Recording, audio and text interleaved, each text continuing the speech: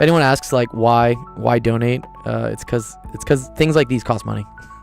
just to run this shit costs money. It's kind of annoying. Okay, that seems to be running so far. Good. I think we're all right on bandwidth. Nice. All right, now let me get the chats working. This was a fun question yesterday. Someone asked me. This was I want to say this is Dom. Dom asked me about this one. This was like a pretty good calculus question. All right, let's activate YouTube Shorts. Good. Activate that.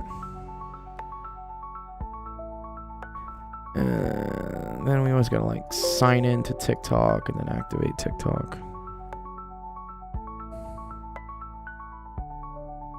See if it works. I haven't dropped any frames yet. Vertical format is extra long. It should look like my YouTube format is what it should look like. Nice. Looks like all the chat's working though. I'm happy. Okay, let me just make sure this works. Let me say like hi. Good. Yep. Nice. All right, we're ready to rock. Good. Anuvin and H. Let's get your questions going on.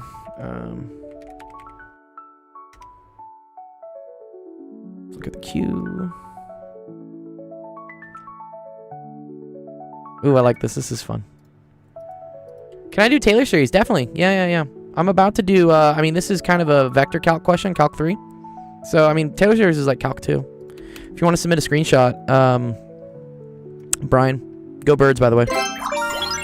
I like the profile picture, Brian. Go Birds. There's not very much of a queue right now. I think there's only, oh, now there's 3 questions maybe? Or, yeah. Go Birds. Yeah, dude. I was in Philly when they won the Super Bowl last year. Man, it was a fucking riot. My sister was working at Chops or something. And so I was there a lot. Yeah. I've been adopted. I live in Los Angeles, but my neighbors are huge Eagles fans, and so I've been adopted by them. And so I'm also an Eagles fan now. Okay, consider e to the x plus the square root of 3y on the disk. This determine any critical points inside the domain. All right, that's fun. Okay, so we know critical points. This is similar to like 1D calculus, right? Critical points occur. Oh, damn. He drank all the soda, dude. I'm sorry, Servos. It's where like the first derivative equals 0. But in 2-dimensional space, this means df dx is equal to 0 and df dy is equal to 0.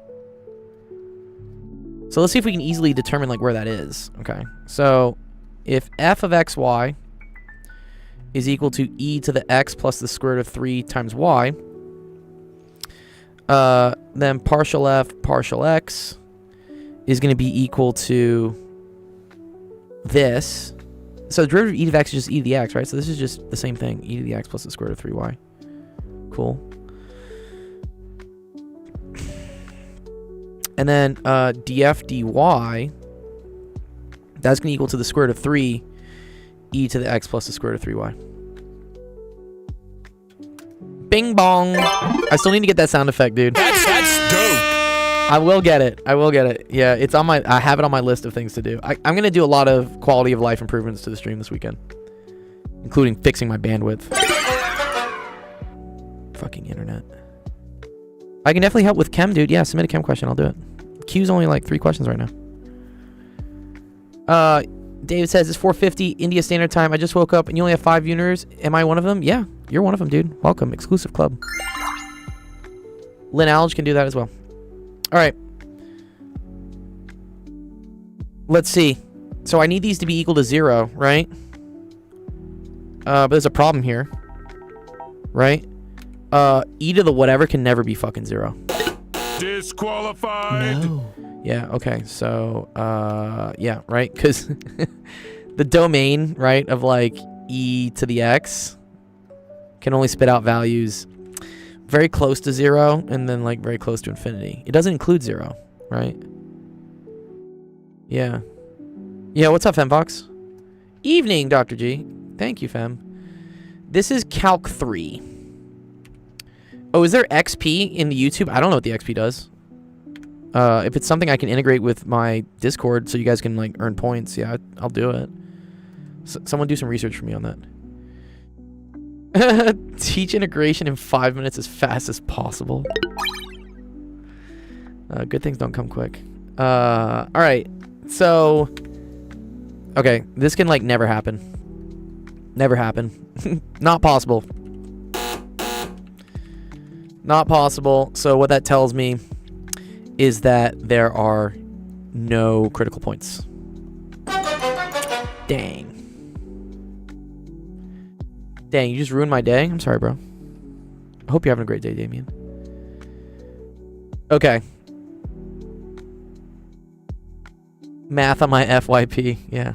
It's fun math, though, dude. What? It's math with fun. Fun math. Math is math. That is very cool. That is very... Sorry, cool, and that is true, coal miner. Integration is the opposite of deriving. Yes. Okay, the absolute max or minimum. Okay, that's cool. So now we just, like, select the boundary, I believe, right? So if x squared plus y squared has to be less than or equal to 1, right? You just think of, like, what the extremes of this are, right? There's no way x squared plus y squared can be negative. The smallest it can be is 0. So let's just check. This is one of the, you just check the boundary and you check, like, some kind of unique ass points. So check, like, f of 0, 0. Because that's on the disk. That would give you e to the 0. So that equals 1. Cool. Alright. Now, I think I want to check the boundary where, like, x squared plus y squared is equal to 1. So let's think how I want to do this. Do you think I want to do this with cosine theta, sine theta, Fembox? Should I put this in, like cylindrical coordinates?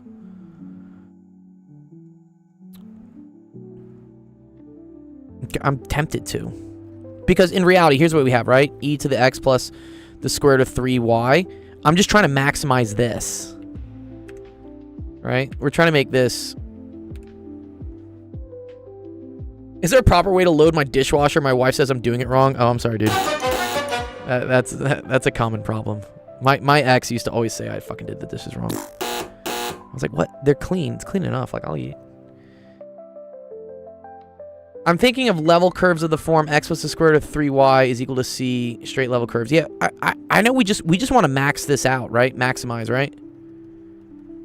Because if this is maximal, then e to the whatever is maximal, right?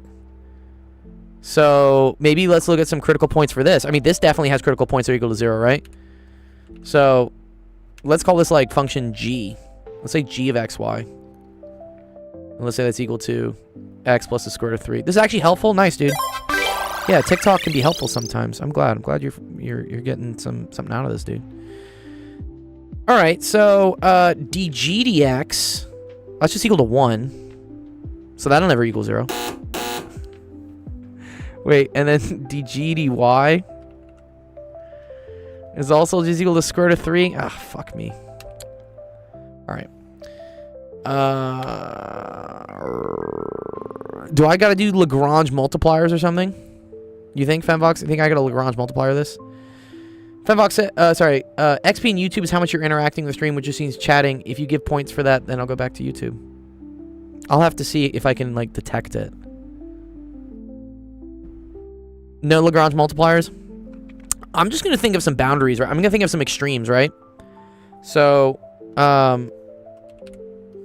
x and y have to be on this, right? So let's just look at some extreme values where things could be, right? I didn't really draw a really good circle here. I apologize. Whatever. Okay. So, for instance, we could have something at, like, 0, 1. In that case, I would get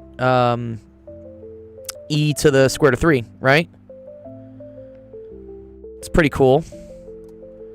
I could have here, I could have 1, 0. That would get me e to the 1. I think square root of 3 is still bigger than 1. And then it's like, is there some nice in between that works? You obviously don't want either of these to be negative, right? Because that would be counterproductive. So let's say if there's like a halfway point that works better. The slope of the level, see, now you're speaking a different language, Femvox. I don't know what the level curves are. Oh, it's okay, Hamza. No, you're not cooked, bro. Don't worry about it. You know, if you have an example question, I can help you practice with it if you want. Let's just say x is equal to square root of 2 over 2, and y is equal to square root of 2 over 2. Right? We know that's the solution for 45 degrees. So then I get e to the square root of 2 over 2 plus the square root of 3 square root of 2 over 2. Does that help us? What's that? So it's square root of 2 over 2, 1 plus the square root of 3, right?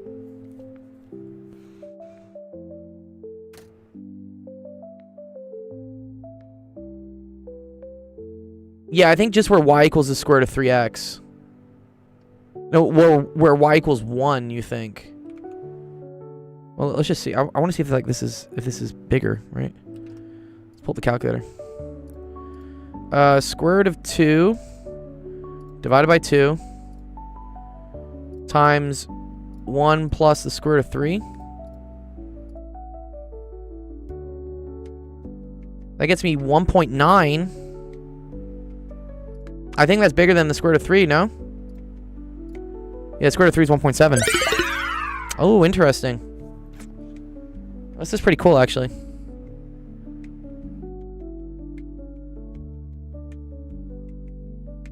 Yes, I think they... Yeah.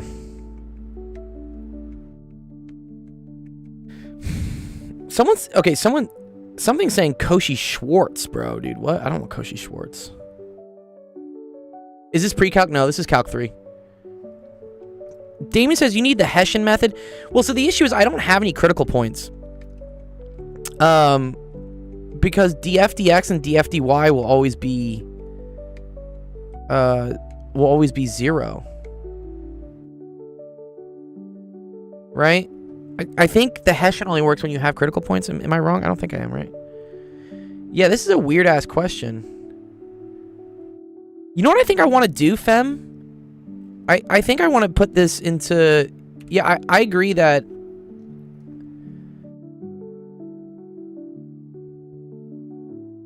Exactly. That's what I want to do, WW. You're exactly right. Here, I'm going to like...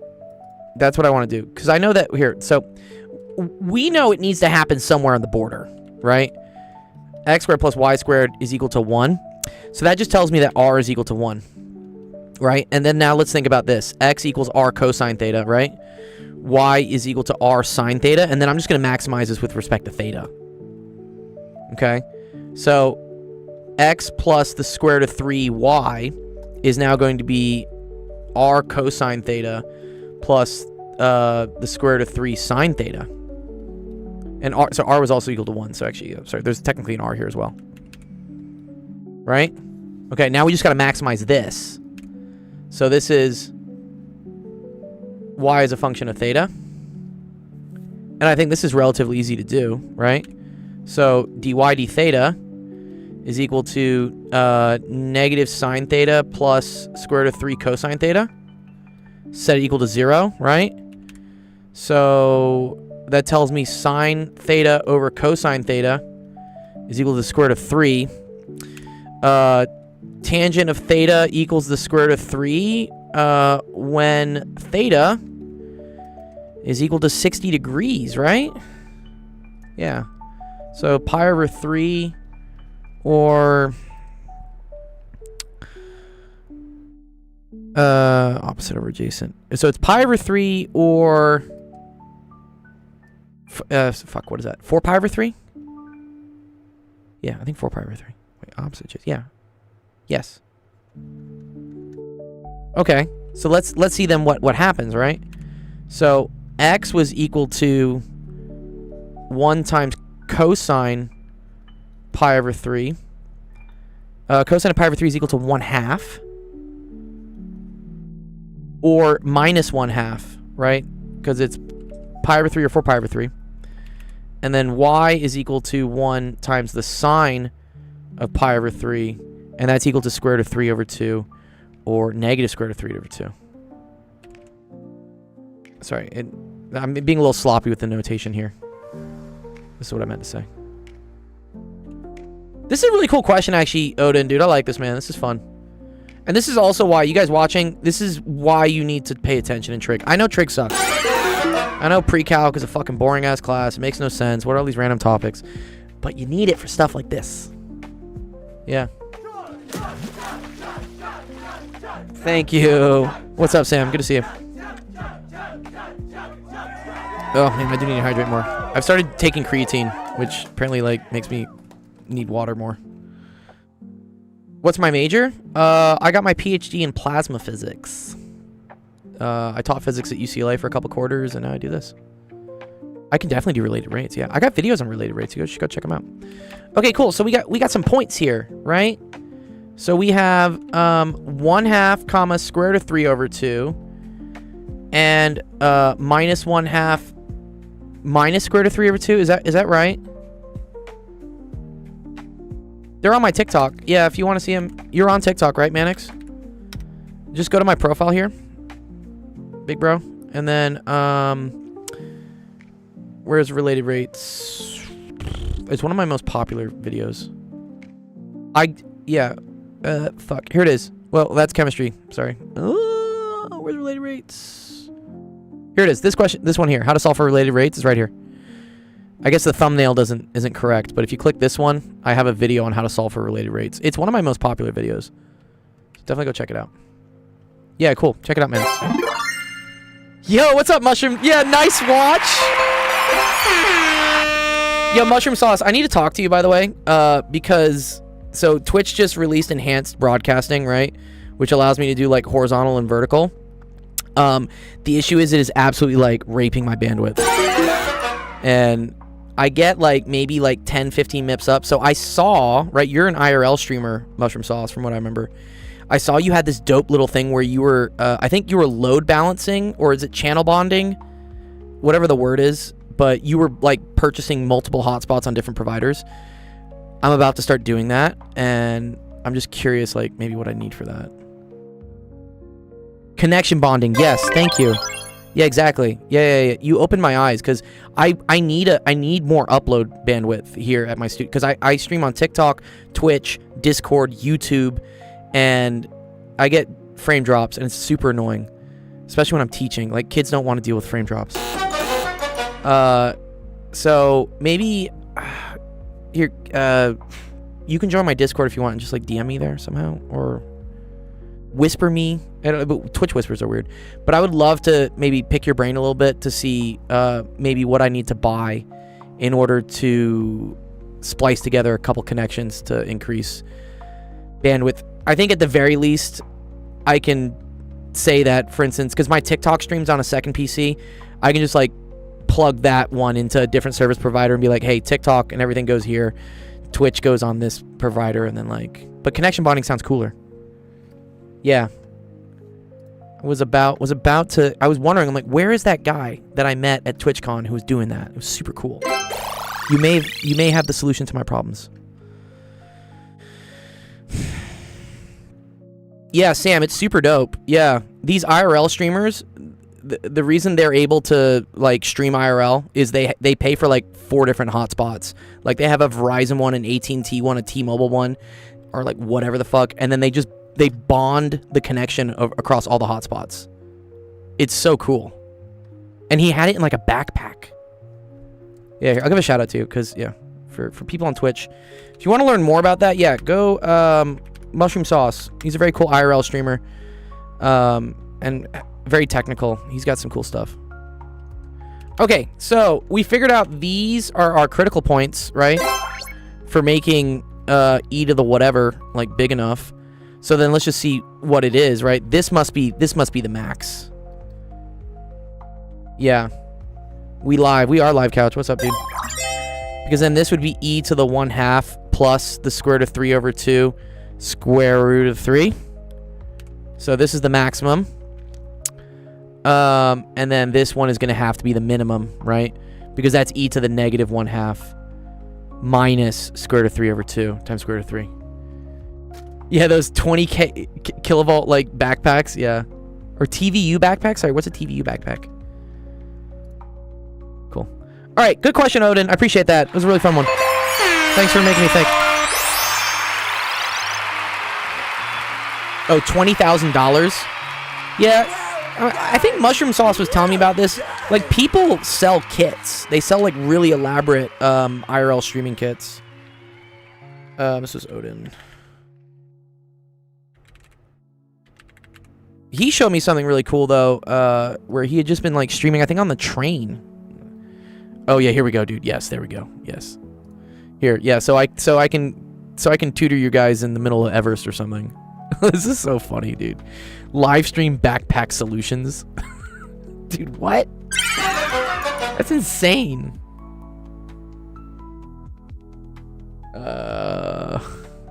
Okay, cool. Good question, Odin. Let me add it to our Discord.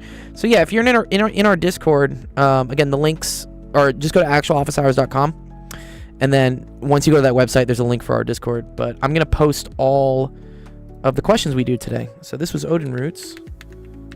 Odin Root. What are you tutoring? Anything math or science? Anything. Middle school up through college. Yeah. If you want your question to get added, the best way is to go to the website. So right here, actualofficehours.com. You can like type in your username or whatever. Drag a screenshot in, upload, it'll be there. And then this is the queue so far of questions. So we just did, I just did H's, Odin Roots. So I'm going to mark that as done.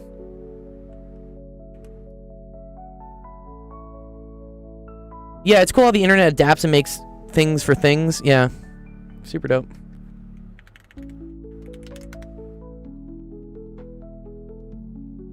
Okay, mark is done. Nice. Okay, so the next question then is from Anuvan. What do you got for me? Ooh, I like this. This is sick. Let's do it. Parabolas. How would you study for chem in Gen Chem? Do Gen Chem problems, dog. That's the best. That's the best thing for you. Ash and I met in the bathroom. True story, dude.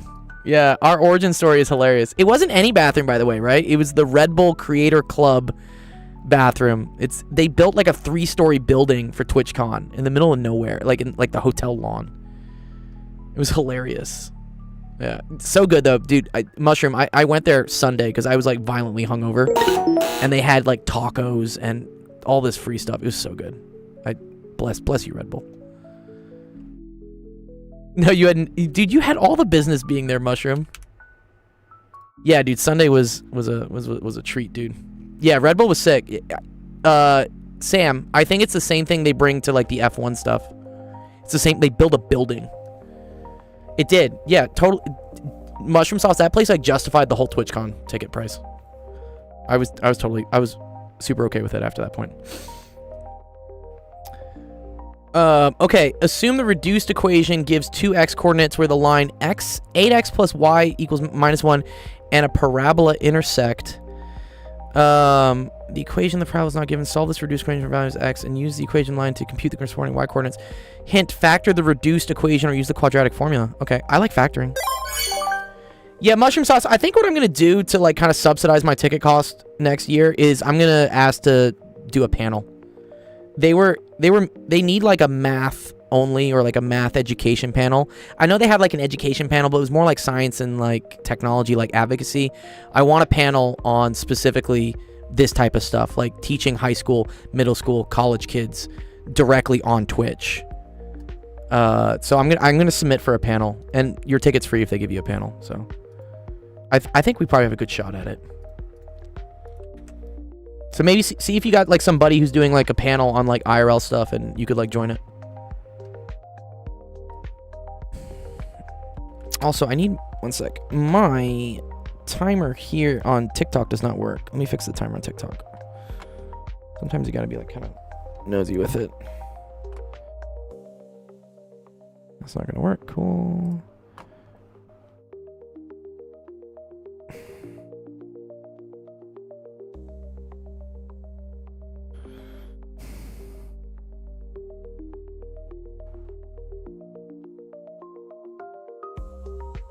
Dun, dun, dun, dun. Okay, whatever. What's going on, Chili Views? right, so let's factor first. I think that's what we want to do. It gives two x coordinates, so let's factor 8x squared plus 42x plus 45 is equal to 0. Okay. This is kind of messy. My day's been good, AD. Thanks, bro. Thanks for asking. Just putting out some fires, trying to solve my bandwidth issues, but we're okay. Cause wait, this is 4 times. That's 4. No. You can try to do this problem, John, if you want. This is so divisible by 2 doesn't work, and none of these are divisible by 4. Oh, so this is just like a huge pain in the ass.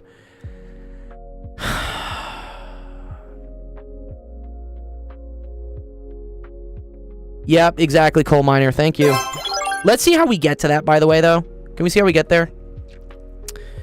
Yeah, because I know what you're doing. You're doing this times this, right? So 8 times 45 is equal to, what's that, 360?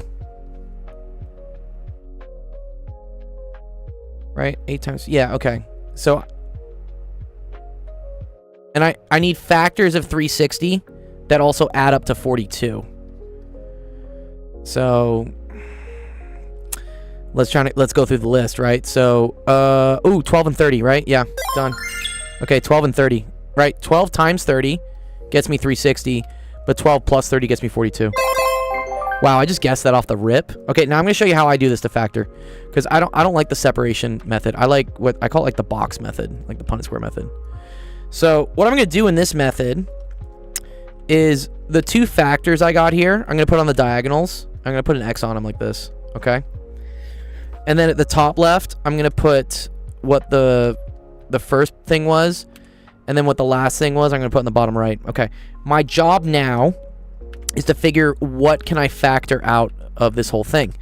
So I see right away, so with 30 and 8, 4 doesn't work, 8 definitely doesn't work, so we gotta factor out a 2. And then the most x I can factor out isn't just a single x, so we're gonna say 2x. Now your job is to say, okay, what times 2x gets me 8x squared? And so this is gonna be 4x. Okay, and then I'm like, 4x times what gets me 12x? I'm like, cool, well that's 3. And then 2x times what, right? 2x times what gets me 30. That's gonna be 15. And then you can always check the last one, right? So 15 times 3 does equal 45. Bingo. Okay, so, and then these are now the factors. This is the beautiful thing. It just comes right out. So instead of having this messy thing here, I can just say, okay, this is equal to 2x plus 3, that came from this one, times 4x plus 15, which I think you did tell me, coal miner. Thank you, dude. Yeah, so that's correct, right? Cool. All right, and then this is all equal to 0. Bingo, bango. And then I say this intersects with the line 8x plus y equals minus 1 in 2 different positions. Okay, so this is one of the equations, and then I say it needs to intersect the line 8x plus y equals minus 1. 8x. You can submit a very hard physics question. I will try to do it. If I can't do it, I might punt on it though. So don't be too mean with it. Sorry, was this equal to minus 1? Okay, equals minus 1. Yeah. Okay, cool.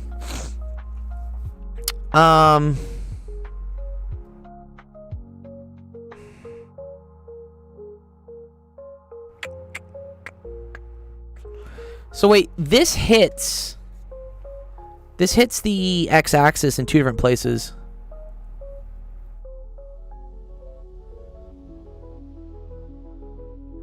The first answer is right. In fact, only the first answer has the correct x values. Right. So wait, here's my question, sorry. Gives 2 x coordinates. Oh, okay.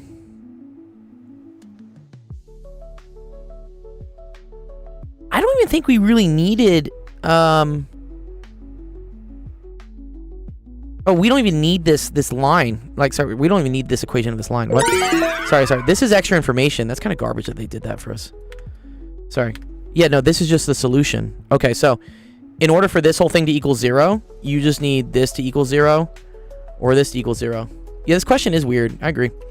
So in order for this to equal 0, 2x plus 3 equals 0, minus 3, 2x equals negative 3. So then you get x is equal to negative 3 halves. Cool. And then from this one, you get 4x plus 15 is equal to 0, so x is equal to negative 15 over 4. Great, so those are our two x coordinates, which I don't think they show up in any other thing, right? It's not this one. It's not this one. It's not this one. It's just this one. I guess to find the y coordinate, you could just plug this back into here. Let's see. Let's make sure that makes sense. So 8 times negative 3 halves plus y equals minus 1. This becomes negative 12 plus y equals minus 1. Cool. Yeah, y does equal 11. Yeah, nice. Okay, cool. I trust it. All right, correct answer there is A. Good job. Thanks for the follow. I need help. Yeah, I see why they give us the equation of the line. Yeah. Okay, cool. Very good question there. Anuvin. Anuvin. I'm going to put that up on the Discord for you.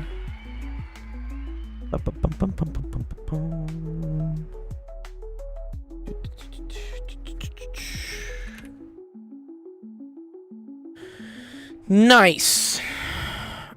Okay. I'm gonna skip your second question, Nuvin, just because out of like essence of time. But if I have more time, I'll come back and do that one. But I tell everyone I'll do at least one of your questions, and if I have more time, I can do the next one. Yeah. Thank you. Appreciate it, Nuvin. Thanks for the question, by the way. It was cool. All right. So let's mark that one done. Next one's coming from Bing Bong. Bing Bong. Perfect. It's kind of a Bing Bong sound. I'm going to get the Bing Bong sound for you, dude. All right. So we'll go to Bing Bong here. Ooh, I love this. Here's a nice little chem question. Prove the Rees-Markov representation theorem. Not on this stream, dude. What? Sir, this is a Wendy's. What? Anytime someone tells me to prove something with like scary Russian names in it, it's just like, I don't think so. Sorry, wrong stream. It's okay. Maybe the right stream. All right, you're good, Bing Bong. I got you, bro. All right, it says when 35.6 liters of ammonia and 40.5 liters of oxygen at STP burn nitrogen monoxide in water form after the products return to STP, how many grams of nitrogen monoxide are present? Cool. This is a related, sorry, this is not a related rate. Sorry, this is a limiting reactants question, right?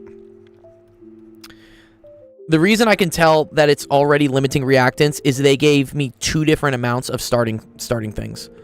So if they give you two numbers for the amount of stuff that you start with, you have to figure out which shit runs out first. Yeah, it's unfortunate. I know. I'm sorry. So the way I like to do this is I'm going to say question mark, and then we're eventually trying to find grams. So I'm going to say question mark grams of NO. You always want to pick something on the right side to try to see how much of this makes this. And then if you read ahead in the question, they always eventually want one of these things. So in this case, I'm going to pick the nitrogen monoxide. I could have also said, okay, well, how many grams of H2O get made? And then whichever one produces less H2O, that's the reaction that happens, and that's the limiting thing. But I have to figure out the amount of NO anyway, so I'm going to say how many grams of NO. Yeah. Are you a polymath? What's a polymath? I have a math test tomorrow, and the teacher said changing the subject of the formula coming. Okay. What math are you in? So here, we're going to do two different stoichiometry things. I'm going to say how many grams of NO do I get from 35.6 liters of NH3. And then I'm also going to do it for starting with 40.5 liters of oxygen gas, okay? And then here's the trick. We're going to go through each one, try to figure out how much grams of NO get made from each starting amount, and whichever one gives me the least amount of NO. That's the one that's correct. Good. Thank you, Zach. Zach is correct. I didn't get to the other part of the question, which is this is unbalanced. Oh, man. Usually they give you stuff balanced. Shout out to Zach, by the way. He's a great guy. Any of you math warriors on YouTube, dude, asking me to prove conjectures of like whatever stuff, go follow Zach. He's my pure math friend that I will pawn off your questions to. Yes. I cannot prove the Rees-Markov theorem. Yeah, exactly, dude. If Zach can't prove it, I don't think I can do it. Right? Yeah. Okay, but yeah, Zach brings up a very good thing. This is not balanced yet. Okay. Let's balance this first. Prove the Collatz conjecture. There you go. Yeah, yeah. That's the stuff that, like... That's what I call, like, math rage bait. Alright, whenever I'm balancing, I always write out, like, what the species are. So I have N's, I have H's, I have O's. Here, I also have N's, H's, and O's. And let's just see what we start with. So I start with one N. I have 3 H's, and I have 2 oxygens. Here I have 1 nitrogen. I have 2 oxygens. And I have 2 hydrogens. Ooh, okay. Interesting. Yeah, I do chemistry. Yeah, for sure. I do everything. So in this case, nitrogen's balanced. That's great. But we got issues with the hydrogen. The oxygen's okay for now. So let's try to balance the hydrogen first. That's going to throw off the oxygen anyways. And then we're going to have to rebalance the oxygen. You always want to... whenever doing chemistry stuff, when balancing equations, if you ever see something by itself, like this, like lonely O2 here, that is the species you balance last. So... If you ever see, like, I don't know, like, let's say this was like Cl2 or something, you would balance anything with chlorine last. Okay. So, yeah, exactly, bing bong. So, let's balance the hydrogens. I somehow need this to turn into 3. So, one way to do this would be to put... Sorry, I gotta rewrite it, because there's no room here. Plus O2 goes to NO plus H2O. One way would be to put a 2... Ooh, we need a 3 here, right? Because 3 times 2 will get me 6, and that means I can then put a 2 here to get me 6. Right? If I put a 2 here, for instance, there's no real way for this H3 to turn into 4. Right? So you're kind of looking for like the least common multiple. So in that case, 3 times 2 gets me 6. 2 times 3 gets me 6. Okay, so now the hydrogen's balanced. So we can replace this with 6. Replace this with 6. Now I have 2 nitrogens. Okay, so mistake. Because I only have 1 nitrogen here. So to balance the nitrogen, again, I'm not balancing oxygen yet. That's last. I'm going to put a 2 here on nitrogen.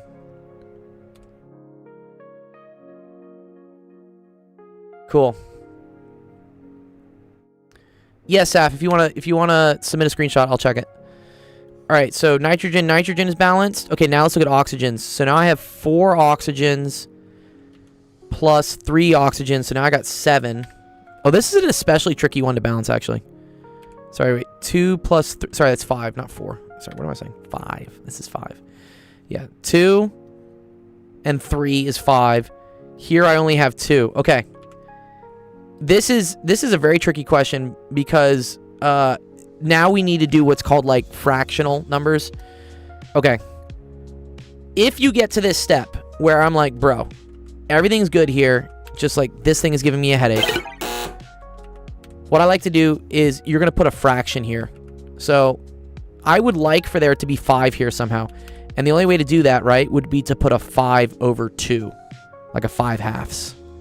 Right? Because 5 halves times 2, the 2's would cancel, and that would give me the 5 oxygens I need to balance. However, you're not allowed to have fractions in your stuff. Exactly, Pixel. Yes. So this is why we save the O2 for last, because I just put a fraction on it, and then at the end of the day, I'm now going to multiply everything by whatever that bottom fraction number, which is 2. So now I'm left with 4 NH3s plus 5 O2s, which is now going to 4 NOs plus 6 H2Os. Integers prevail. They do. Yeah, so this is... Okay, so this is the balanced equation. Man, this sucks. But that's how you do it. So I do like this question. Oh, yeah, without the fractions? Yeah, you could do that. It's just sometimes not intuitive how that happens, right? I agree, Moinky, you could do that. I like to kind of test... when I teach this, I like to teach, like, a method that they can kind of just, like, mechanically, like, bop, bop, bop, bop, bop, bop, and then get to the right answer. And then maybe theoretically you can kind of see, like, how this plays out. But okay, so 4, 5, 4, 6. Okay, great. Okay. All right, so we have our balanced equation at least. That's great. I'm going to, like, put this down here. All right. Let's go to the problem at hand, which is trying to figure out how much nitrogen monoxide do I get from NH3. So, okay, when doing stoichiometry questions, if you're trying to convert from one species to another species, so in this case, I'm trying to figure out how much NO I have from NH3. By species, I mean, like, they're two different things, right? NH3 is not NO. The only way to convert this eventually into NO is to use what are called mole ratios, which are going to come from this equation right here. And so I want to try to get whatever this is into moles first, because once it's in moles, then I can transform it into a different element or a different molecule, whatever, and then we can keep going. So I'm going to try to get moles of NH3. And so what you learn for gases at SDP that we assume are ideal is that I think it's 22.4 liters of NH3 is equal to 1 mole of NH3. I believe that's ideal gas, right? So then for this one, we would say 22.4 liters of O2 is equal to 1 mole of O2. Yeah. Yeah. Is it 22.4? I'm pretty sure it is. I sometimes fuck up my numbers. Okay. So now we're at moles of NH3. I'm trying to eventually get to grams of NO. So I'm going to use this opportunity to use the mole ratio to convert between NH3 to NO. So now I'm going to say, okay, cool. Looking at my mole ratio here, right? I know that 4 moles of NH3 go to 4 moles of NO. Oh, it is Happy Mole Day. Yeah. I put that in my stream announcement. Yes, today is 10-23. And if anyone remembers, the mole Avogadro's number is 6.02 times 10 to the 23. So this right here is Happy Mole Day. My man. Happy Mole Day. I put it in my description. Okay. All right. So then for this one, it's a different mole ratio. I have 5 moles of O2 go to 4 moles of NO. All right. And then the final last step is, thanks, Zach, is to go between moles of NO to grams of NO. And that's just using the molar mass. So I'm going to say 1 mole of NO is equal to, what is it, is it like 30? NO mass. What? How's a Philadelphia rapper shorty coming up on... No, dude. What? God damn it. Nitrogen. Monoxide. SDP was changed to 22.7? No, it wasn't. Is it? It's not 22.4 anymore? Are you guys fucking with me? Wait. Okay, it's 30. NO is for nobelium. Your textbook said 22.4. Someone said 22.7. Trusty Beats. That's the new meta, dude. That's the new update. Okay, anyways, this is 30 grams of NO. I'm pretty sure most AP chemistry stuff says it's 22.4. Okay, and then same thing here. 1 mole of NO is equal to 30 grams of NO. Oh wow, 100 kPa instead of 103. Oh, Femvox is right. Oh, okay. Interesting. So they used atmospheric instead of 100. So atmospheric is 103, right? So that's weird. You sent it, Saf? Thanks, dude. Okay, cool. All right, last step here is we got to do all the math. So here's the cool thing, right? So notice how liters of NH3 cancels with liters of NH3, moles of NH3, moles NH3, moles NO, moles NO, and you're left with grams of NO, which is exactly what I wanted, right? Same thing happens here. Liters, whatever. Do I do equilibrium? Yeah, I can do equilibrium questions. Yeah, I've done them. Like kinetics and stuff. Okay. All right, we got to pull out the trusty calculator. We got to do some math. We love math.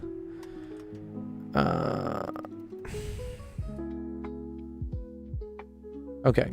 So we have 35.6. You're high key the goat. Thanks, bro. Appreciate that, dude. All my life, I just wanted to be cool, dude.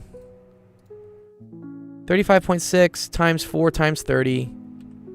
Okay, that's the top. And then we divide that by 22.4. I'm not doing this 22.7 stuff. That's too recent for me. That's too recent of an update.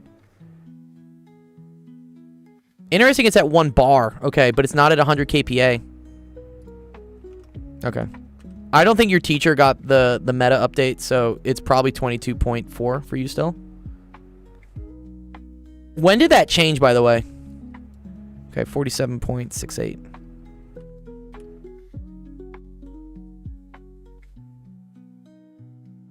Okay, then we can do this one. So 40.5 times 4 times 30. There are 17 different units for measuring pressure anyway. Good grief, the units in physics are an outrage. Yeah. Blame the engineers, dude.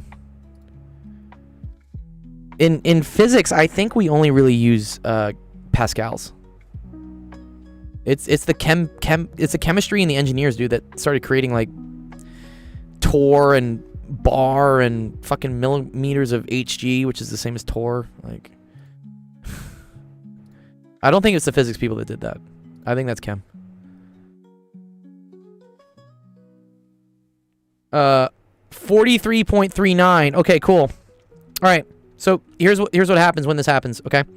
Whichever number is less, that is the reaction that occurs, okay? So this thing, the O2 is limiting. And you can say that 43.39. No, NO is not limiting, the O2 is limiting. Yeah, you're good, bing bong. And 43 gram NO is produced. Nice. Yes, good. Good question.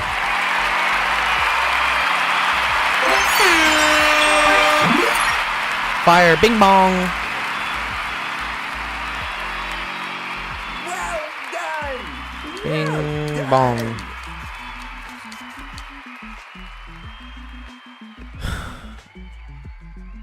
Yeah, also, yeah, really quickly, I'm also gonna tell you that there's another follow-up question they would ask, and I'll show you real quickly how you would do that one. Bing bong.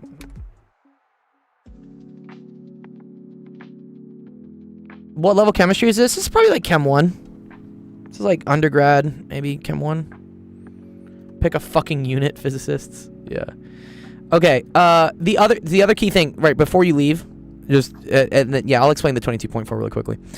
The next thing they would ask, here's the follow-up question. The follow-up would be, how much excess remains, okay? This is always what your teacher is going to ask next. How much excess remains? So in this case, you know that O2 is limiting, so that means the other thing, NH3, is excess. So you would say question mark grams of NH3 are equal to, and then what you do is you say equal to the starting amount of the limiting reactant.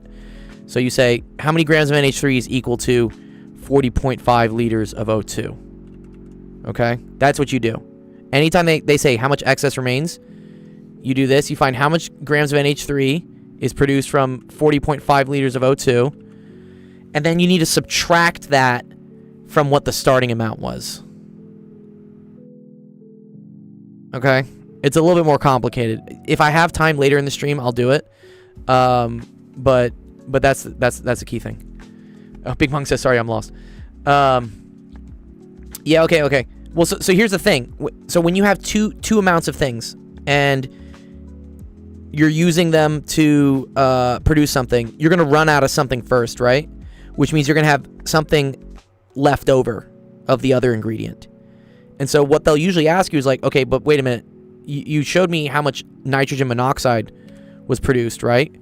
But out of the starting ingredients, how much is left over of the one that was in excess, the one that you had too much of, right?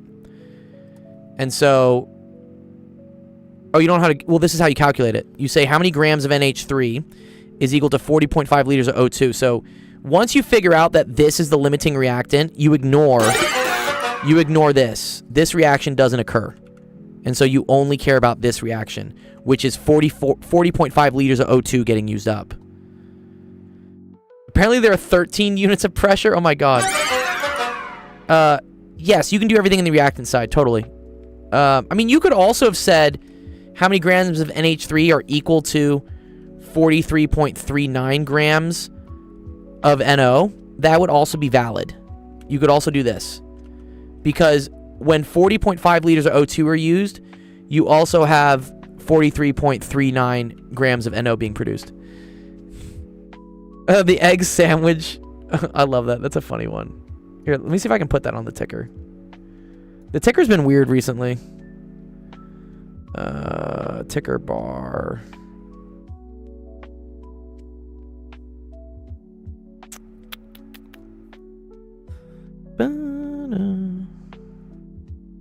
Ticker bar. There you go.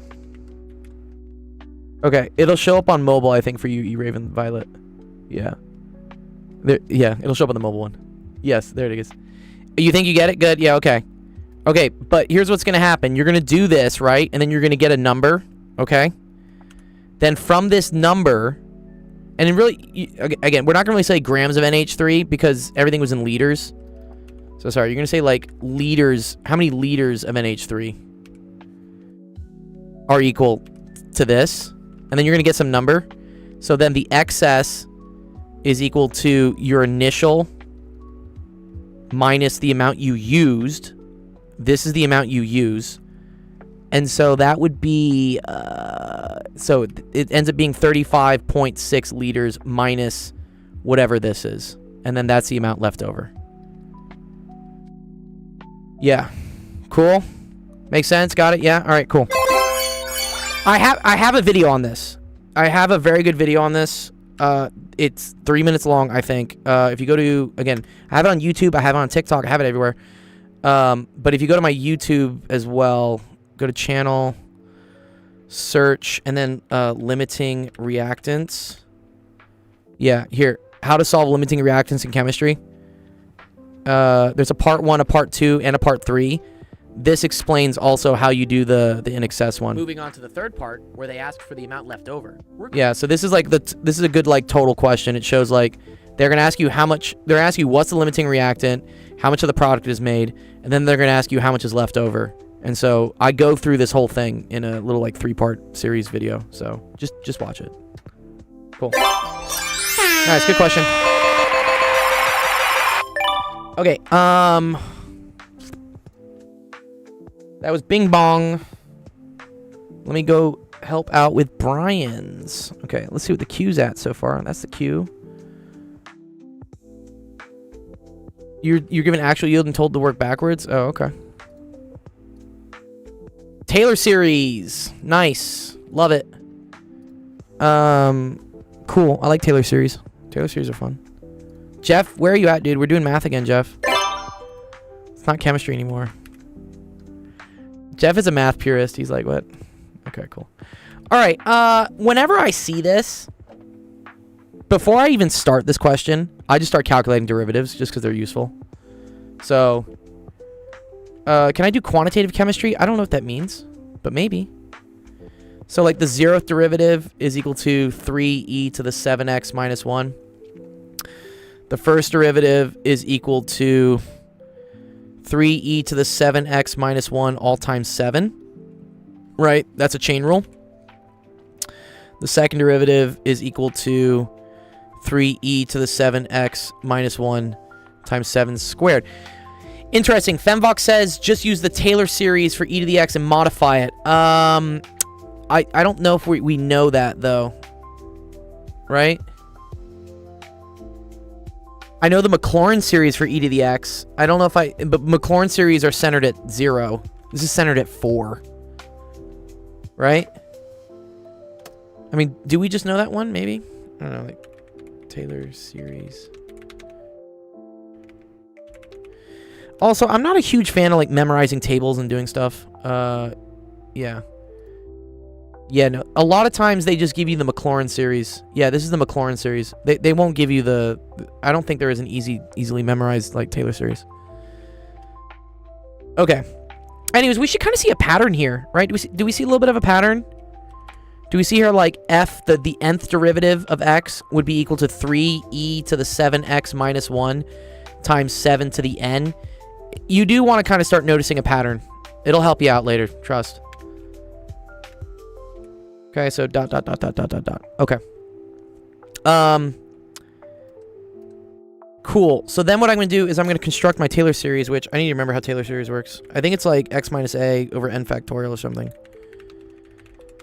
2x minus 57 is equal to what? Don't say 6, 7. Don't do it. Don't do it. Yeah, cool. Here we go. Wait, can I get this in like a bigger image, please? What is this potato resolution? I don't have to go to like Facebook. There we go. This is what I want. Yeah, Maclaurin series are special cases of Taylor series where they're centered at 0.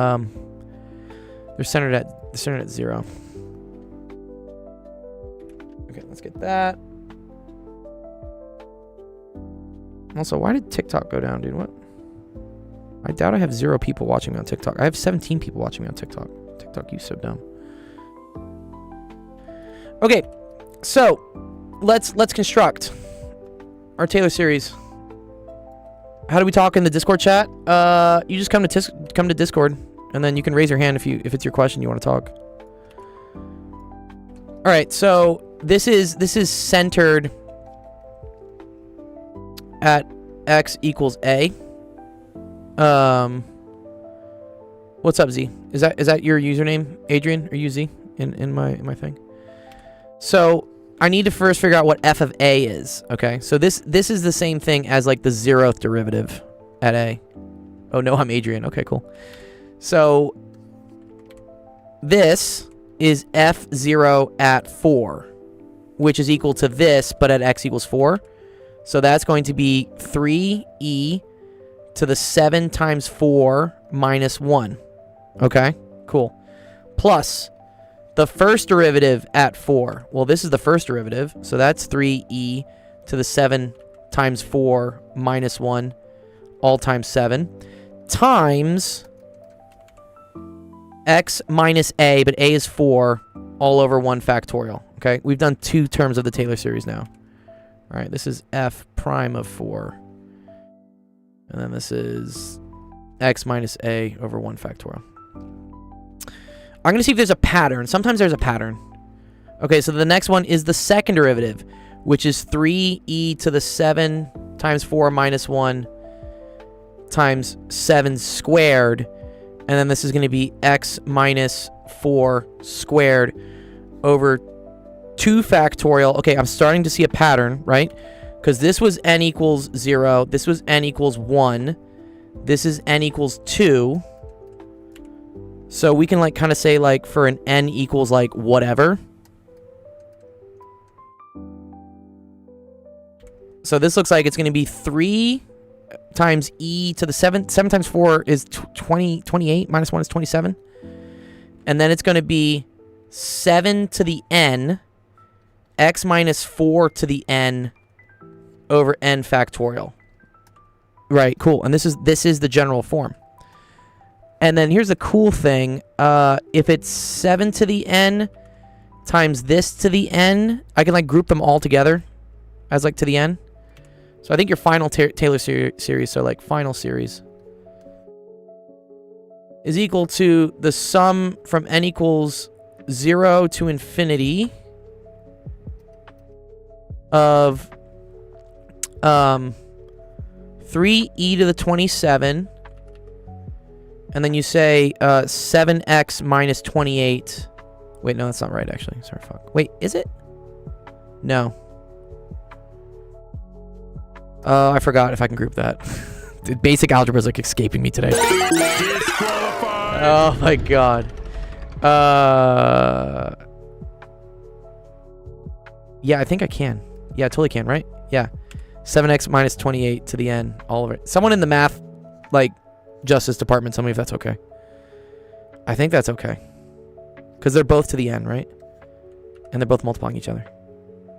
Yeah, okay, cool. All right. There you go. I'm good. Thank you, Fembo. Cool. There you go. That's the final series. Good job.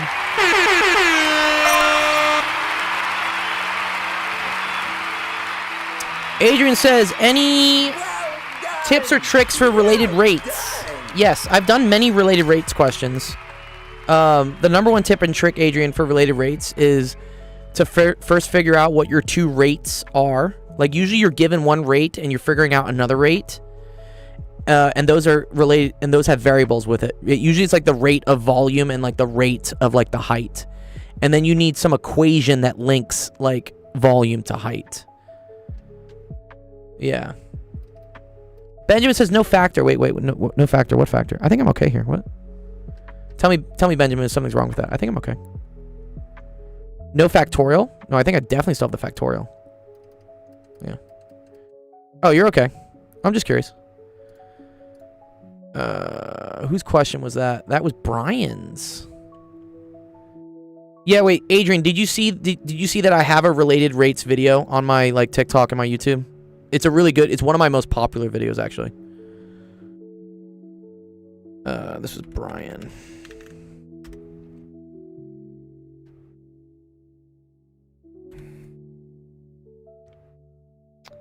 Bandwidth's been keeping up. I'm happy.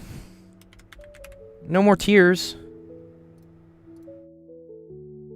Oh, and the organic chem dude. Yeah, organic chem dude's cool actually. He's funny. He taught at the same. I taught at UCLA this year, and he teaches chemistry at UCLA. I taught physics, so it's funny how we're both kind of we're in similar lanes at the same. He doesn't do live streams though. I don't think. I'm a big fan of live streaming. I think live streaming is the future of education. Zach will agree with me on this. Do I have any equations over? Do I have any videos on the wave equation? Not yet. I do need to do some. If you have a wave equations question you want me to go over, I'm more than happy to. Please zoom in on the answer. Yes, Brian. There you go. This is the answer. Sorry. Let me get the cue down. Also, I post the screenshots for these in our Discord. So if you go to the same website you did to submit this question, Brian, there's a link to join our Discord, and I post the full JPEG in the Discord for you to see. Yeah. Well, these are all the steps. The steps are kind of long. I don't know if you can see all the steps, especially like on small vertical YouTube format. But here, if you come to my Discord, it's literally right here. Yeah. I have it for you right here. It's under homework help. Yeah, just come to the dark side. Come to Discord. Plus, then you can get points and stuff. I give out points for people asking questions in Discord. Do I know model theory? What type of model theory are we talking about? I don't know. What model theory? All right. Next one is from AD Stopper. Okay, AD Stopper. Let's do it. Jesus Christ. Okay. I'm just going to leave this up here for a second. If anybody in my chat wants to maybe think they know how to do this, please tell me. I want to fix something on TikTok real quick.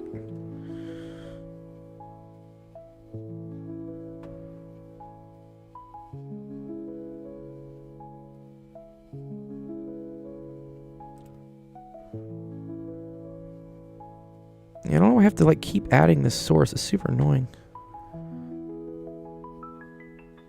Is this model theory, by the way?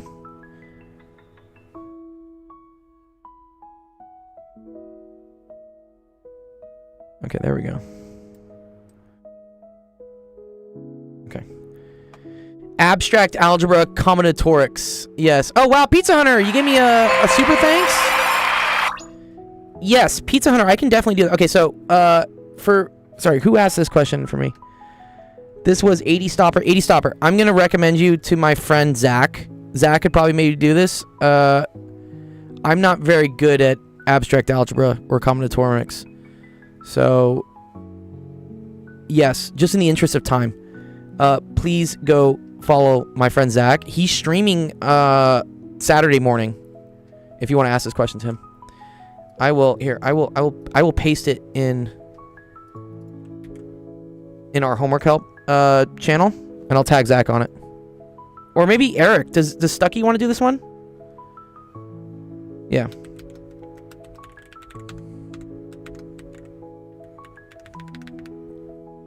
Let me put it here for you. I could figure it out. It's just, it would take me a lot of time, and I'm probably not the best person to teach it. So I'm going to tag Zach in it. I'm going to put that in our Discord. Please go join our Discord. It's free. And I'm happy to go over it. Pizza Hunter. I will give Pizza Hunter a little bit of priority because he did donate. I appreciate the super chats. The $2 is nice. Thank you. I mean, none of this is really cheap for me to do. But Pizza Hunter, did you submit a question for me to go over? Or you just want like analyzing functions and optimization? You just want like a random one? It helps if I have something that, so I know like what level you're at for analyzing functions and optimization.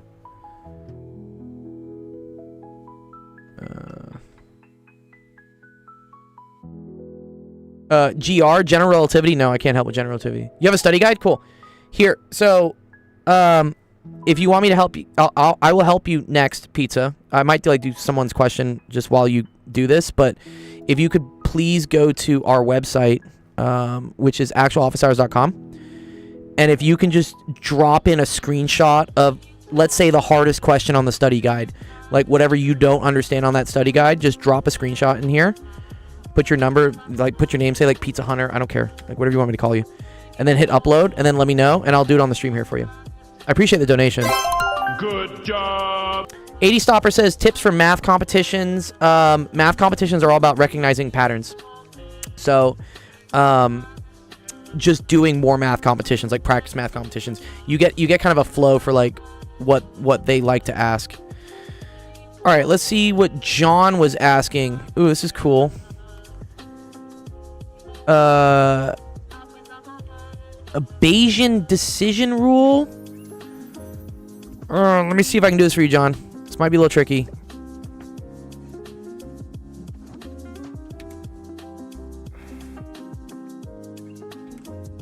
I like probability density functions. I can deal with PDFs.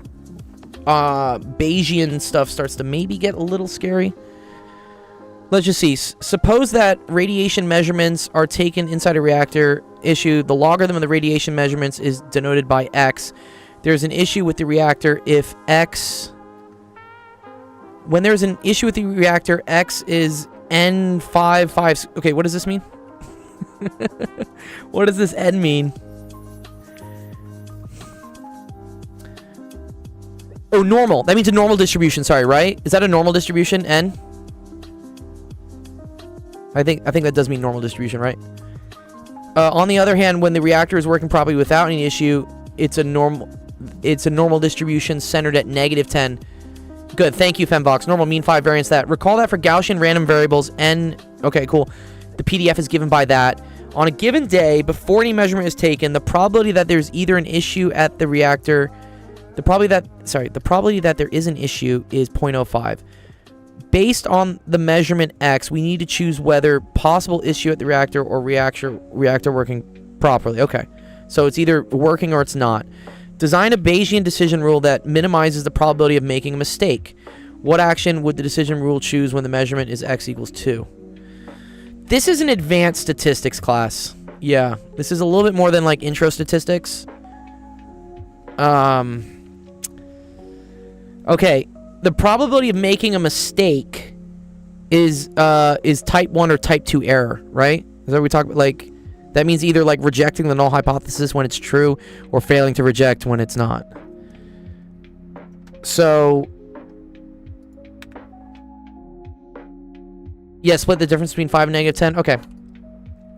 Well, let's test two hypotheses, right? Let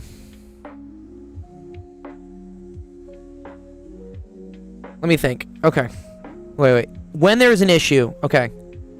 So H1 would be like issue, right?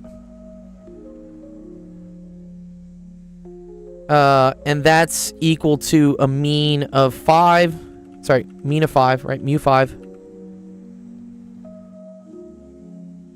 We need Bayes. I think we will. I think we will do it. Okay. And then standard deviation is equal to 25. Or so standard deviation is equal to 5, right?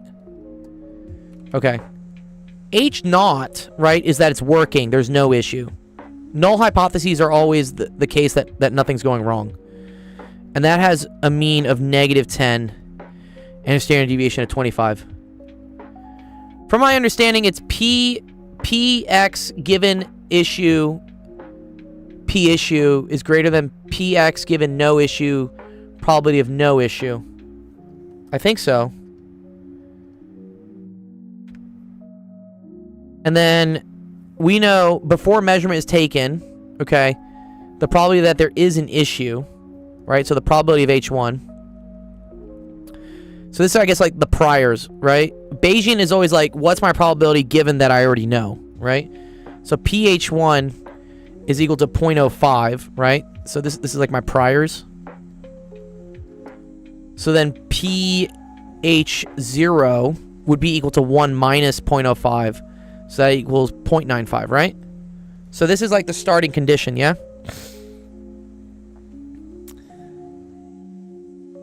Okay.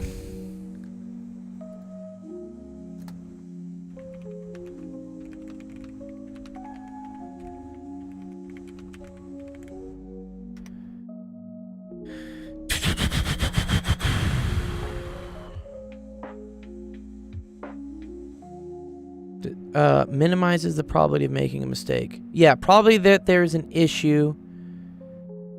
Probability of x given there's issue times the probability of x is given no issue.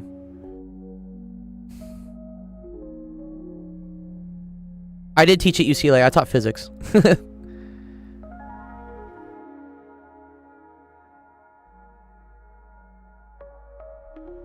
Interesting.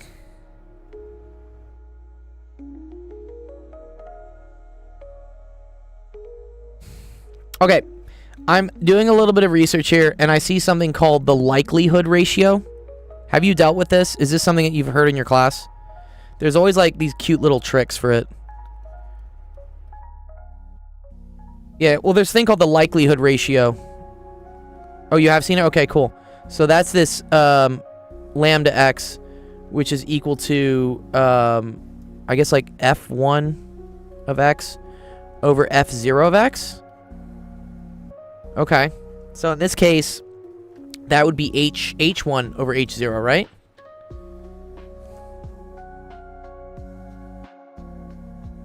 Or no, it's the distributions. Oh, okay, wait. Right, okay, and then this is f. Oh, okay. Yeah. Okay.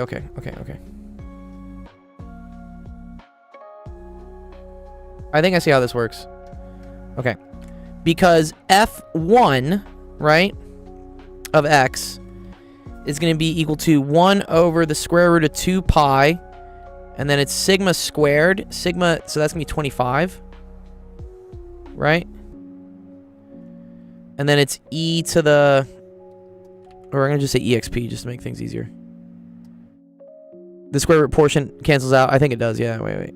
Sorry, let me just, like, take this down so I can, like, see it. It's a cool problem. Yeah, dude, John Fembox likes your problem. Okay, there we go. This is what we have, right? So then there's exp.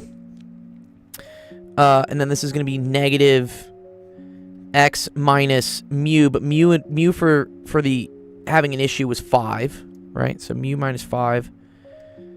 It's advanced probability theory. It's a bit more advanced. Yeah, I agree.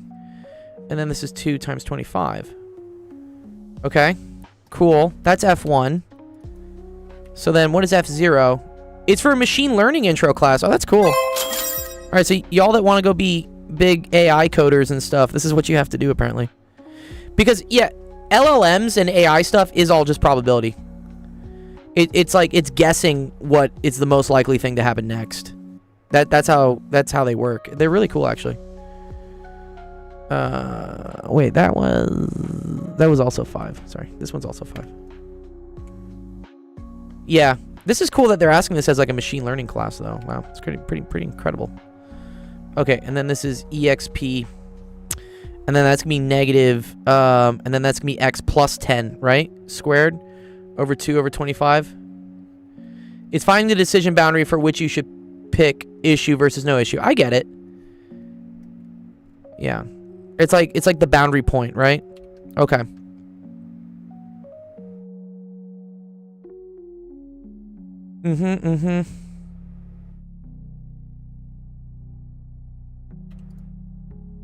Okay, so then if you do the likelihood ratio lambda, you're right, these are going to cancel, right? Because F1 over F0. And you're just going to get EXP, and then it's going to be this minus this. So it's going to be x minus 5 squared negative plus x plus 10 squared all over 2 times 25. Yeah, he thinks it would be interesting.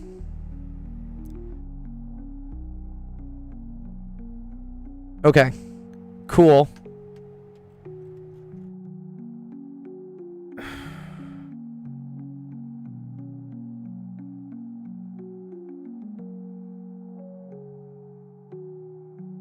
It's been rough. Yeah, no. I get it, dude. I get it. In these types of things, going through these questions and just doing them, like, will start to build up like muscle memory in your head that'll help.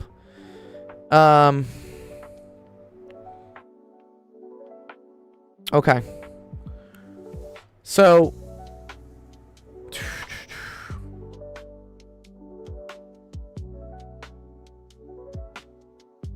I see.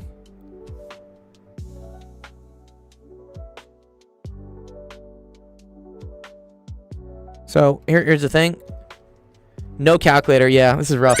Okay, so you choose H1 if and only if lambda, the what do we figure this out? The likelihood ratio is greater than PHO over PH1. Yeah, lucky me, right? Yeah, okay. Okay. And then PHO was 0.95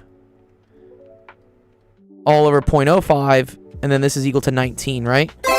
Good job. Okay, cool. So then I want this to be greater than 19. So I need all this hot garbage to be greater than 19. Let's take the ln of both sides, right? Just try to cancel it out, right? Okay. So then I'm left with, this is still, there's some algebra here, right? I gotta expand this. So this is negative x squared minus 25 plus 10x plus x squared plus 100. Yeah. Well, let's see. You can probably approximate it, John. Plus 20x all over 50, right? That's correct so far? Has to be greater than the ln of 19. This goes away. Right? This goes away. This goes away. Okay. So I get 30x plus 75 over 50. Has to be greater than the ln of 19. Okay. So 30 over 50 is 0.6. 0.6x. 75 over 150. 75 over 50 is 1.5. Greater than the ln of 19. ln of 19. What's an easy way to do that? Is there a way to Is there a way to do this without a calculator, the ln of 19? I don't think so. Log base e of 19 is equal to what? So e to the what equals 19? It's about 3. Yeah, well, this is Zach's thing, right? So this is around 2.7. So 2.7 squared would get you 9. 3 would get you 2.7 to the third would get you like 27. So it's between, x is between, I would say, like 2 and 3, right? So then that means 0.6x has to be greater than something between 2 and 3 minus 1.5. So times 5 over 4. Or sorry, times 5 over 3. Oh man. X is greater than 5/3. 2 to 3 minus 1.5. Complex analysis. I've taken it before, but I'm not sure I can really do it. Okay.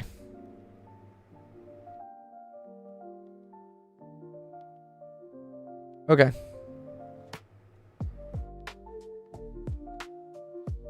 Oh, but then here's the thing. Wait. They said... What action would the decision rule if x was equal to 2? Okay, but I think we can just plug this in, right? So x is equal to 2, right? So is 2 greater than 5/3? So that would be times 0.5. 5/3 is, right, 1.6. Wait, one second, sorry. Yeah, 3/5. 5/3 is 1.67. 1.67 times... At the least, it would be 0.5. So that would be true. Or then it could be times 1.5. Oh, fuck. That's a border. Oh, no, dude. Dude, that sucks. Yeah, you have to... Sorry, you have to know what the ln of 19 is. You can't do it. 6, 7, you guys. No, dude. No, they got me, dude. Damn it. Oh, you got me with the 6, 7 again. Disqualified. Oh, stop.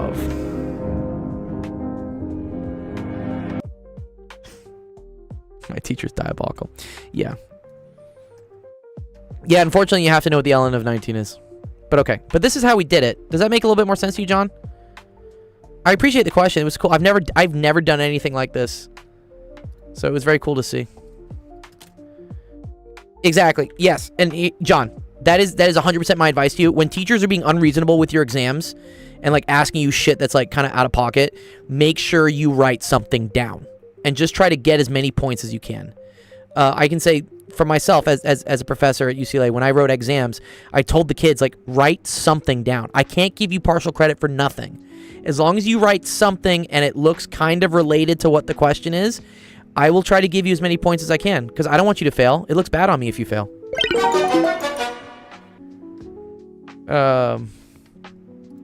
So you're on the right track. Don't get discouraged that you don't understand it, because, like, you know, I have a PhD in physics, and I don't fully understand this either.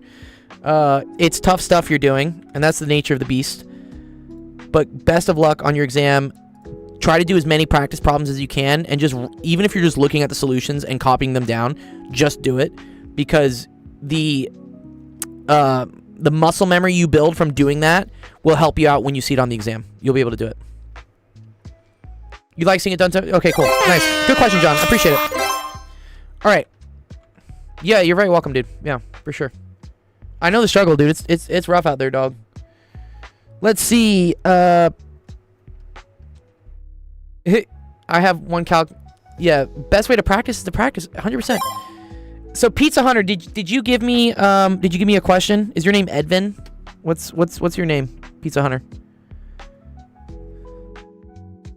You can see on the queue here. Where's the queue? Not here. Where is it? We did all these questions. Edvin, that's you. Okay, who is Pizza Hunter? Pizza Hunter, you didn't submit me a screenshot yet. I need your screenshot if I'm gonna help you out. You procrastinate so hard, yeah. Edvin, I do see you on TikTok. Awesome, thank you.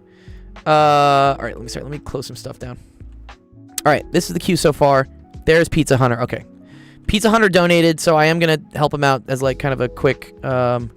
I'm not gonna do all of these questions because that would take way too much time. I will do some of them. Oh, actually, it's just all one question? Okay, well, this is actually not bad. Here, we can do this real quick. That's before an exam curve. If he does, and the midterm's only 3 questions. Yeah. Intro to machine learning, yeah. It's your future. Skip to number 3 after, DJ says, yeah. I will give priority to people donating because it helps my nonprofit to go, like, give more prizes to kids. Otherwise, I will do them in the order that they were asked. But if you donate, I will give you priority. And that money doesn't go to me. that goes to my nonprofit. All right, here we go. Find the intervals for which x is increasing. Enter as common separated values. Great, okay.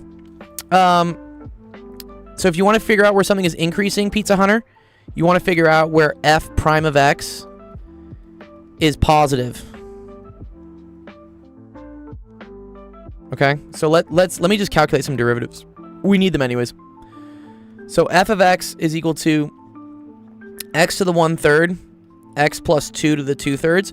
This is a great question because this is a product rule and hypothesis testing. Okay, you need to give me more than 1 cent on TikTok though. 1 heart is not worth very much. DJ, is it? I should start setting minimums.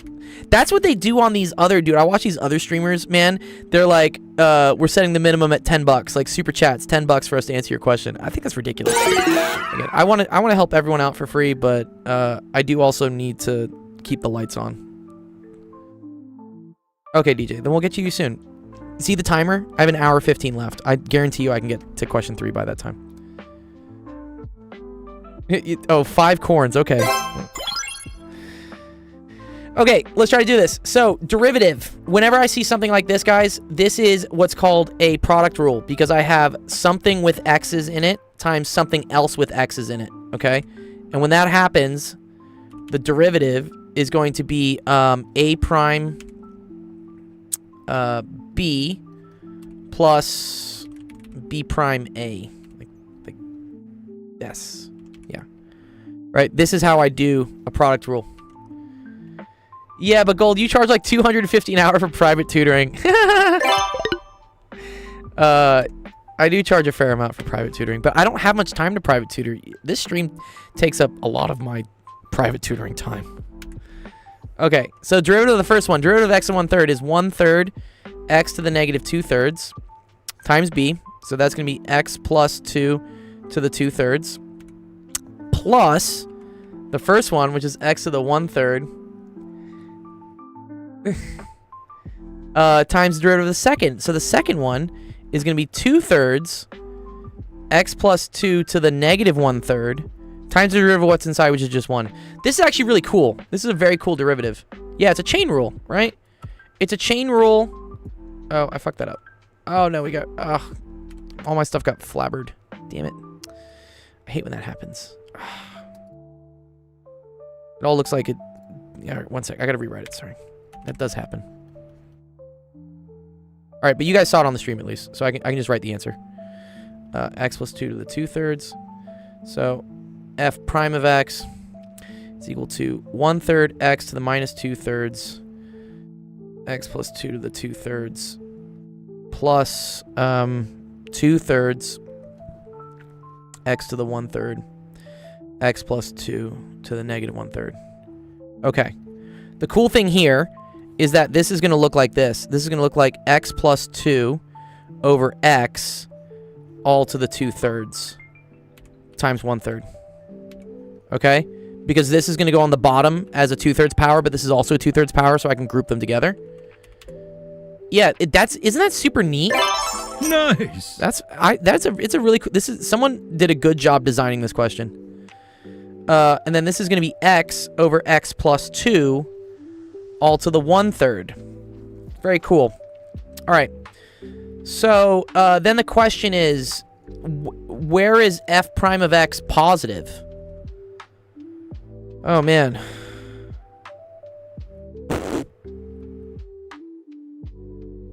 Well, okay, let's think about this. When x is positive, this whole thing will be positive because we're just adding two positive numbers together. If x is negative, ooh, And then I think once it's negative, it's going to stay negative, right? I agree. Let's do that. Yeah, let's do that. Let's say let u equal x over x plus 2. So here, let me move this down. This is kind of a tricky question, honestly. Your teacher is kind of a mean person for asking this. Yeah, I am going to... Yeah, so to find the intervals of increasing and decreasing, I need to figure out where the derivative is equal to 0. Right? Exactly. So we're going to do f prime of x is equal to 0. So that implies that 1/3 x plus 2 over x to the 2/3 is equal to negative 2/3 x plus 2 over x to the 1/3.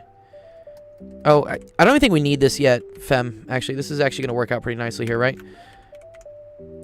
Because this will cancel with this. Right? And then I'm going to divide this by this. So I'm going to get x plus 2 over x squared divided by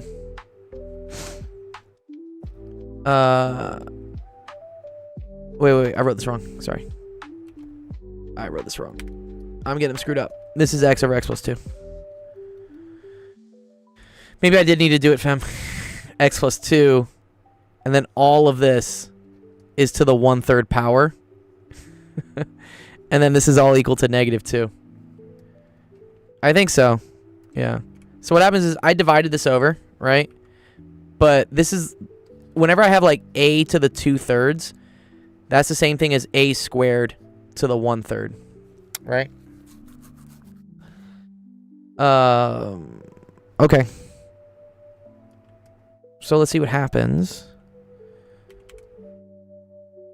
So you end up getting... Oh, this is actually really cool. Watch what happens here. Because x plus 2 squared over x is the same thing as x plus 2 over x times x plus 2 over x. This is a super rad question, actually. It's mean, but it's rad. Because when I divide this by this, keep, change, flip, right? This is going to be another x plus 2 over x. Oh, man. And look at this. This is all x plus 2 cubed to the 1/3. Oh, wow. That's so cool. Okay. So this is x plus 2 over x cubed to the 1/3. So these will cancel. It's equal to negative 2. So x plus 2 over x is equal to negative 2. So cross multiply. X plus 2 is equal to negative 2x. So 3x is equal to negative 2. X equals negative 2/3. Cool. Good job. Okay, that's the only critical point. Yeah. You can always assume y prime is dy dx. Yeah, you're right, Glizzy. Usually is the critical point. Okay. And I already know, right, from just looking at this, right? If x is negative, then I'm going to have negative numbers for derivatives. If x is positive, then it's positive. So since the critical point is negative 2/3, we can say that so here this is x is equal to negative 2/3. Here we can say like f prime of x is positive. Here f prime of x is negative, and here it's equal to 0. So increasing is going to be from negative 2/3 positive infinity. Decreasing is going to be from negative infinity to negative 2/3. Concave up. Oh, fuck.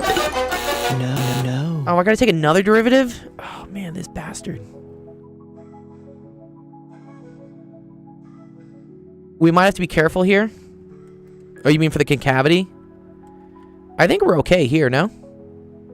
If the derivative is negative, it's decreasing. If it's positive, it's positive. Yeah. Yeah, F double prime.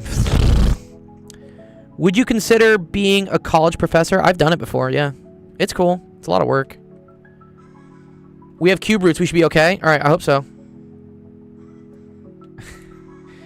Okay, so I'm going to say over here, we're going to take this. We're going to take another derivative. Here we're going to do. So F double prime of X. If F is negative, then F is complex, though. Not quite. Because this cubed root here allows negative numbers, and then you're going to square it.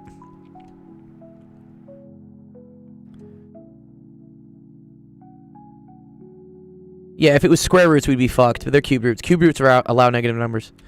Okay, derivative of this is going to be 1/3 times 2/3 times...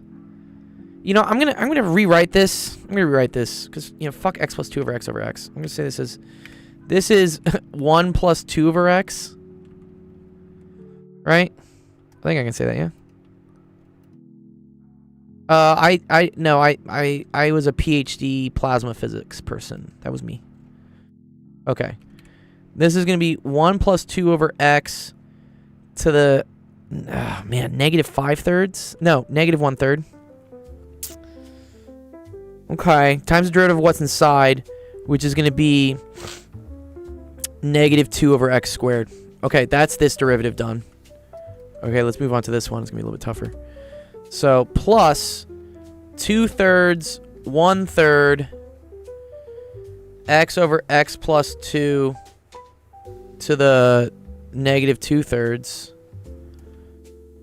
And then the derivative of that... Well, now this is a quotient rule. I fucking hate the quotient rule. Derivative of the first, 1 times x plus 2 minus derivative of the second, which is 1 times x all over x plus 2 squared. Wow, thanks for the follow. Nice, thanks, Callie Marie. Okay, cool. All right. That's the second derivative.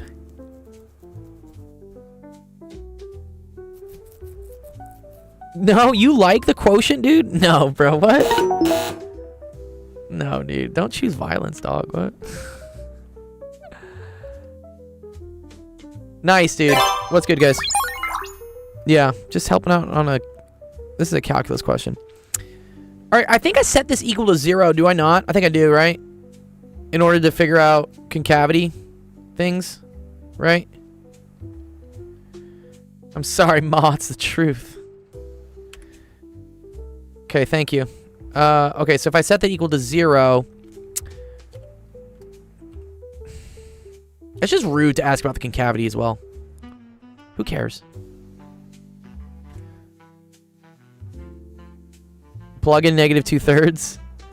No, but negative 2/3 isn't where the concavity switches necessarily. Okay, if this is all equal to 0, since this has a negative on it, I'm going to move it all over and just make it positive. And then just replace this with an equal sign. Yeah, I agree they're critical points, but that's where the first derivative changes. Second derivative changes at the inflection points. These are inflection points. Critical points are not necessarily inflection points, right? Okay. 1/3, 2/3, 1/3, 2/3. Great. I'm gonna go back to keeping this as... Sorry. X plus 2 over x. Because I think this is going to do something nice. How many people after him? 15. That's dope.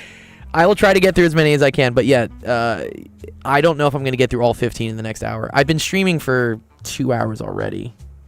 Yeah. Maybe I'll do a subathon. You guys want me to do a subathon? Maybe when we get close to 10K on YouTube, I'll do a 24-hour stream and just tutor like... yeah, if you want to see the queue, that's the queue. The other way to look at it is... Yeah, where is it? Where's my queue? This is the queue. Well, James submitted a bunch of the same questions. I will do one of your questions, James. But yeah, this is the queue so far. Gold is too popular. I need more people to stream. If you feel like you could do these questions, I am happy to support you and send you questions. Okay. Let me think how I want to do this. I think I want to... Yes. Yeah, you're all good, James. Yeah. When I get to that. Let me divide this, right?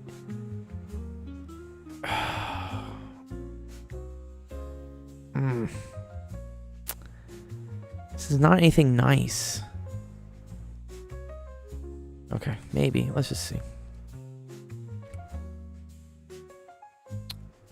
2 over x squared is equal to...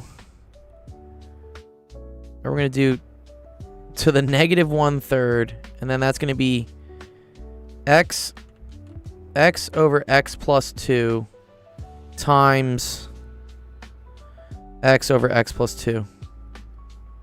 And this is squared. Okay, cool. All right, no, I think we're getting closer. Okay, and then this is 2 over x plus 2 squared. Okay. Thanks for coming by, Edvin. Yes. This idea is dope. I started tutoring at my college math center. Always love people help with... Yeah, dude, if you want to stream, please reach out to me. I'm happy to like get you like help you get on a platform like this to help.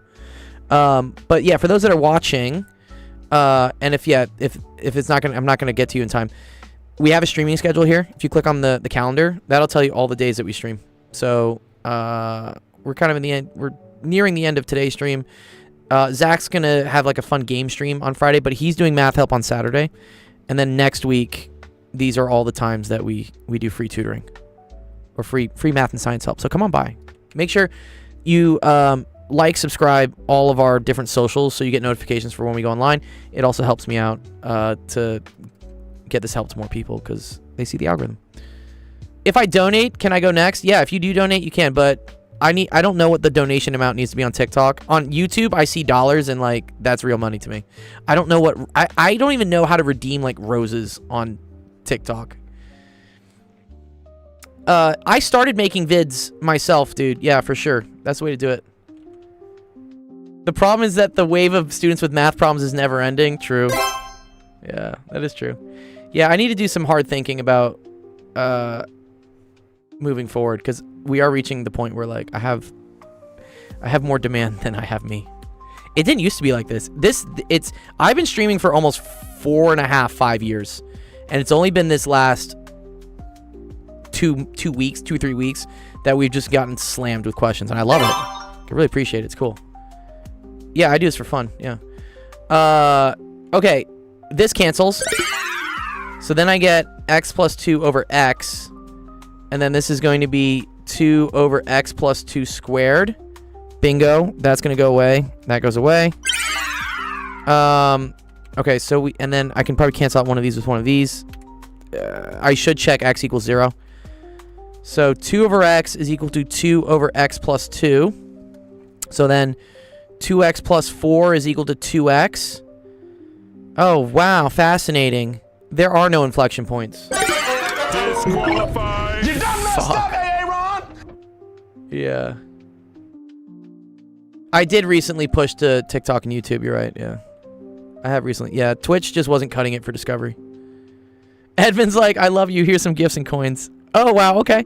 That is a fair... I think that's a fair amount of stuff, Edvin. I see my donation meter going up to 90 cents. That's more than the 8 cents it was at. Okay. Okay. In this case, I think it's always concave up or it's always concave down. Let's look. I think it's always concave up. Right? Wait, second derivative. Second derivative is just ugly.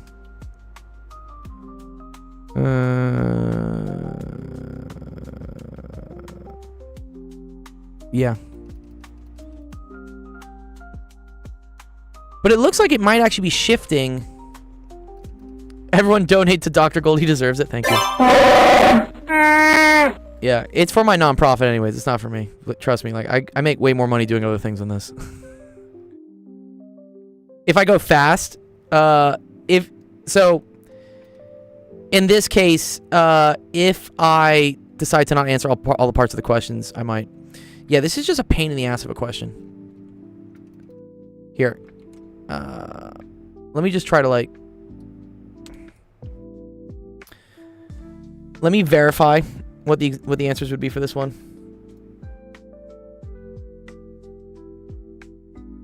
Steph Curry's here doing math. Yeah, nice. Let me get Pizza Hunters 1 second.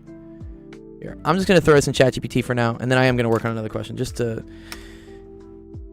I wish this question was not as, like, laborious. It's just a huge pain in the ass. Yeah. No, I know how to do it, and, like, I'm showing you guys how to do it. Here, I'll just explain how you do it, and then it's not really a good use of my time to show you all the algebra. Dude, the algebra just blows. Algebra fucking blows on this one. Yeah. Exactly. Yeah, it's just annoying. Yeah, so here, let me just tell you. Okay. So concave up, that's where f double prime of x is positive, and this is where f double prime of x is negative. So figure out where f double prime of x is equal to 0. Okay. Find the local extremes. Okay.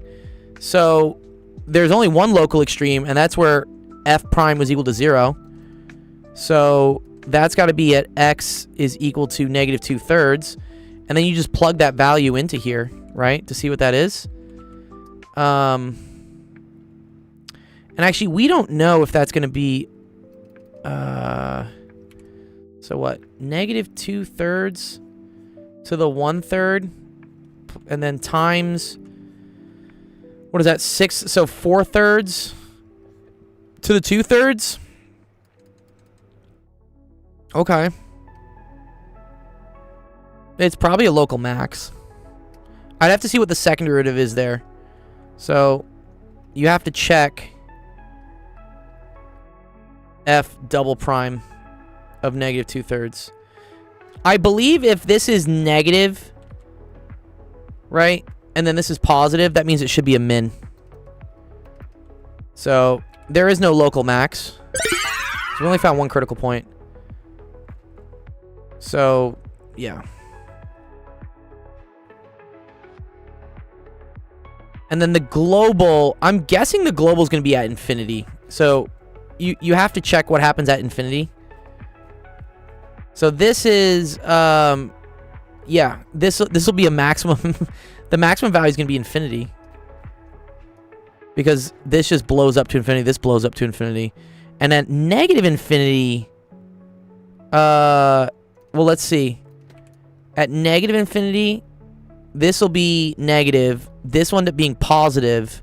Negative times a positive is still negative, right? Yeah. So this is negative infinity. And then I don't think there's an inflection point that exists. But let's see what chat said. This is ChatGPT going through it. Oh, it did find one. A convenient form.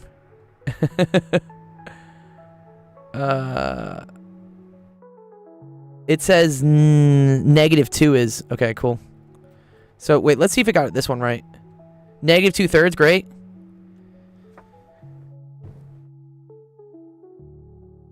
Oh, wait, it found 2 different critical points? How? F prime of x was that. Did I divide by x accidentally?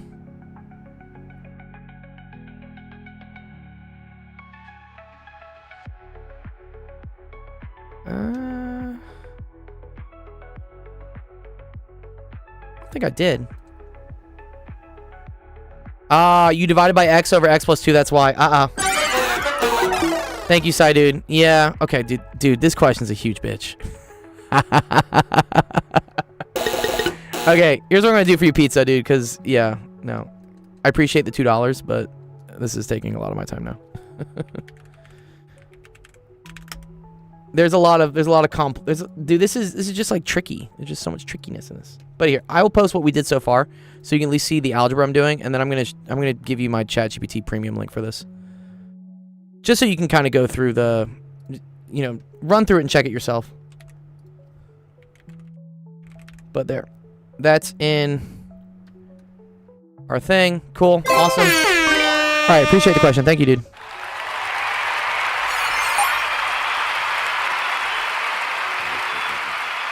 What is this? That was pain. That was a lot of pain. I thought it was just a simple like functional analysis, but it was like it was an analysis question from hell, dude. Like what the hell? Your teacher sucks, dude. Why would you do that to your kids? Oh man. Edvin says mine's not too bad. Okay, all right, Edvin. You did give me $1. If I can go find it though.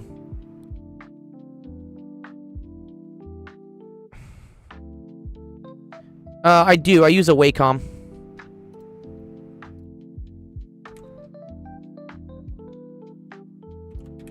Okay, here we go. Determine the absolute max and the absolute min of the function in the interval -1 to 1. Cool. Whenever this happens, first step, check boundaries. Okay. So we're gonna check x equals -1. So g of -1 is equal to 3 e to the -3. Right? -3. Yeah. Okay. Cool. And then g of 1 is equal to 3 e to the 1. Okay. I mean, this could be a max. This could be a min. But the next thing to check is g prime of x, because that'll help us out. So g prime of x, this is a product rule and a chain rule. Okay, so it's -3 times, derivative of the first is 1, so e to the 2x minus 1 plus x. Oh, thank you, dude. Thank you, pizza, dude. Yeah, this is for charity. No, I appreciate you, dude. Thank you, man. Yeah, no, so, a little brief thing. I should send, like, a channel trailer for, like, what we do.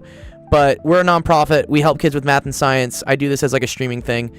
And they earn points for asking questions, and I buy them gift cards. So it is totally a charity, yeah. But thank you. I really appreciate that, dude. My man. Dude, those questions are like super long. Dude, fuck your teacher, dude. I mean, don't maybe tell her that, but like I'm venting for you, man. that's gross.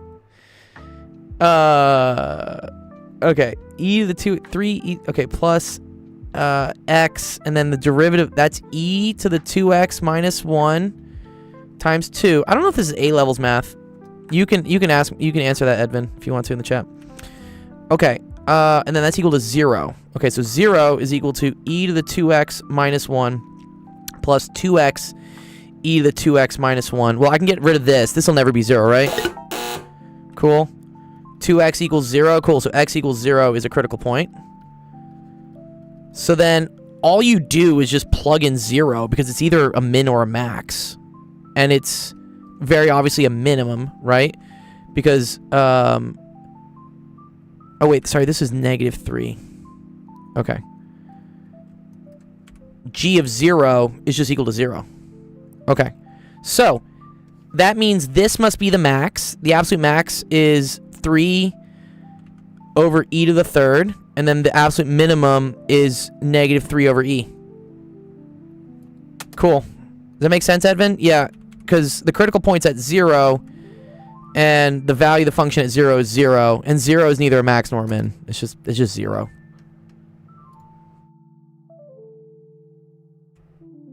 I think that made kind of sense, yeah? That was correct, too? Yeah, fuck yeah, love it, dude. Thanks, Edvin, for the donations. Appreciate it.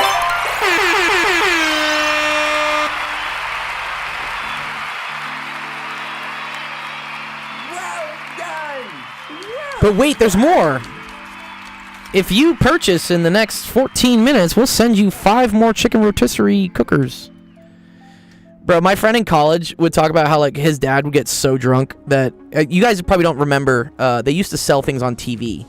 Like they used to have like these really long running things late at night where it was called like QVC and stuff, and they would sell things, and that's where don't wait, there's more, or like, you know, if you call right now in the next 5 minutes. But anyways, apparently his dad bought like 3 rotisserie chicken cookers and didn't remember it. And then like 2 to 3 weeks later with, you know, premium shipping, they just showed up at his doorstep. I was like, oh my god, that's hilarious. Yeah. You're welcome, dude. Alright, let's do the next one. Polish lemons, you're up. Polish lemons. And then, one sec, I can remove, I can remove, I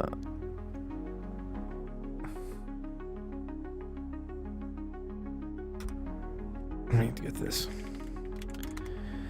I can remove, oh, it's only showing the oldest 10. That's funny. There's 17 submissions, but I only see the oldest 10 on my admin console. Okay, so I gotta clear 9. Clear 9. And clear 9. Okay, now we're down to 14. Nice.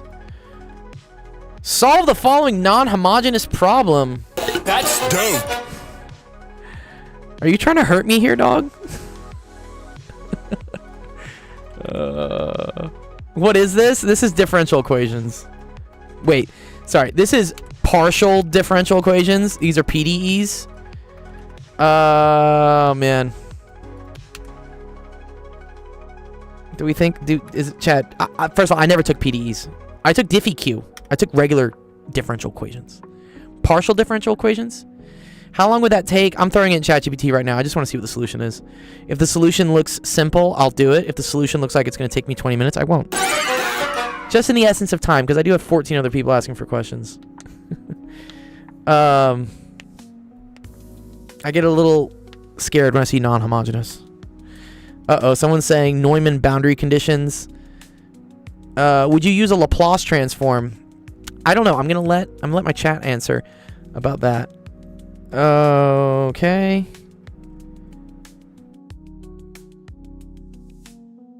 Okay. Okay, cool.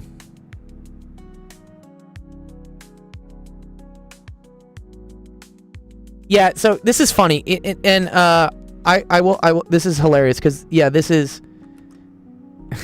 this is how like differential equations in general work, which is kind of like bullshit. Here, I'm just gonna post the solution. I'm not gonna do this. What you do in differential equations is you guess a solution based on what it looks like, and then you try to see whether it works, and if it does, then you're golden. So what they do here is you say, oh wow, this thing looks cool, I'm going to just try this solution. And again, that only comes from having done many other partial differential equations for you to get that intuition to guess, right? Yes, classic, right? Yeah, this is just diffie-Q. Or this is partial diffie-Q. Exactly, Glizzy, you are right. You do have to make sure that this, like, fits some form. And I guess they say that this looks like the spatial shapes as, like, the heat equation or something. And yes, in this case, U of T, this is the same thing as partial U, partial T. And then this is partial, whatever, partial P. Yeah. Yeah, because notice how it's two-dimensional, right? Okay. So then they say, okay, in that case, partial U, partial T is this. Partial U double X is this. You plug it into here, and then you try to match the independent spatial pieces and the cosine. So you try to match this, which I guess is independent spatial, and then you try to match the cosine 3 pi over XL part. Yeah. And then you come up with a solution, and like, beautiful. This is not Calc 3. This is PDEs, partial differential equations. This is a year 2 or year 3 upper division math course. It's cool. Like, I think this is a cool class. I never took it. But the way the solution works is very differential equations to me. It's very like, you just get cute and you just like guess a solution. What's my YouTube page name? Actual Education. Yeah, so if you ever want to figure out like where all our stuff is, go to our website, actualofficehours.com, and then there's a link here for YouTube, link for Discord, link for donating if you want to donate to our nonprofit, and then you can watch live on Twitch as well as get a schedule, and then you can see what other people have submitted. Yeah. You haven't seen this yet? It's a cool question, but anyways, yeah, cool. Appreciate Polish Lemons. I always like seeing these things. If you want, I'll throw it in my Discord. I'll throw the solution there for you, so you can at least like look at it later. And if you want to ask questions about it, I can go through it, but Zach would probably be a better person to go through it with you. He handles more of the upper division math stuff. Anyways, yeah, cool, good. All right, we got 42 minutes. I think I can get through a lot of questions. Let's see.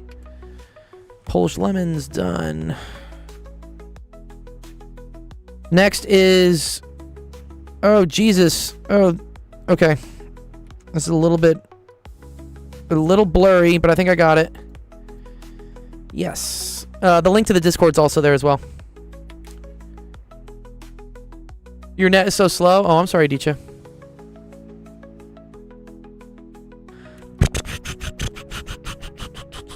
Yeah, that website, actualofficehours.com, also has links to our Discord. That should work. Okay, this is physics. I can do physics. It's a very blurry photo. Okay, an ice hockey player hits a puck so that it moves across at a horizontal straight line with an acceleration of a time t. Okay, so a is equal to, this is physics, yay. I love physics. I teach physics. Minus 0.03. Exactly, Flam Flu. Yeah, exactly. The onsats, dude. I was literally just dealing with that with an upper div E&M class. Yeah, the whole onsats thing. Yeah. But yeah, you will pay your dues in algebra. And then we say that V naught is equal to 40 meters per second. What's up, Service? Find the distance that the puck travels in the first 2 seconds. Okay, so kinematics. So X is equal to X initial plus V naught T. So T squared. Yeah, I assume that's T squared. Well, actually, no, that's actually weird. I don't know what the fuck that is. The problem is, like, this is such a blurry question, I can't see it. No, yeah, sorry, wait. Yeah, wait. Acceleration shouldn't be dependent on time. No. Oh, it actually does have an equation. Sorry. The acceleration does depend on time. That's weird. What? Acceleration depends on time? Uh-oh. My acceleration's not constant. Fuck. Oh, no. That's not good. Bro, $250 an hour? For some students, yes, I do, but their parents are like movie directors and stuff. Integrate, he says. Yeah, you're right. You're right. When you're right, you're right. Okay. Okay.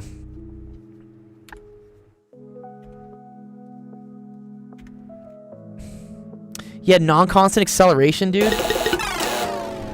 Jesus. Okay. Okay. Sorry. Acceleration is equal to dv dt. So, ADT is equal to dv. Integrate. What's up, Grim? Happy birthday, dude. That's good. Appreciate it. Yeah, what are you doing for your birthday, dog? What's going on? I just got off of work, so I'm heading home right now, and I'm gonna just drink. You're just gonna drink? God damn it, Grim. Basically.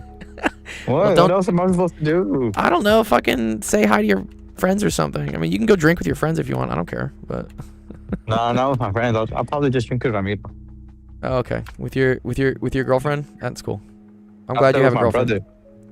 Oh, dude, yeah, fuck Ramiro. yeah. I love Ramiro, dude. You're hermano, dude. I love Ramiro, dude. He's great. He's good people. My girlfriend's in Mexico right now. Okay, well, I hope she can make it back.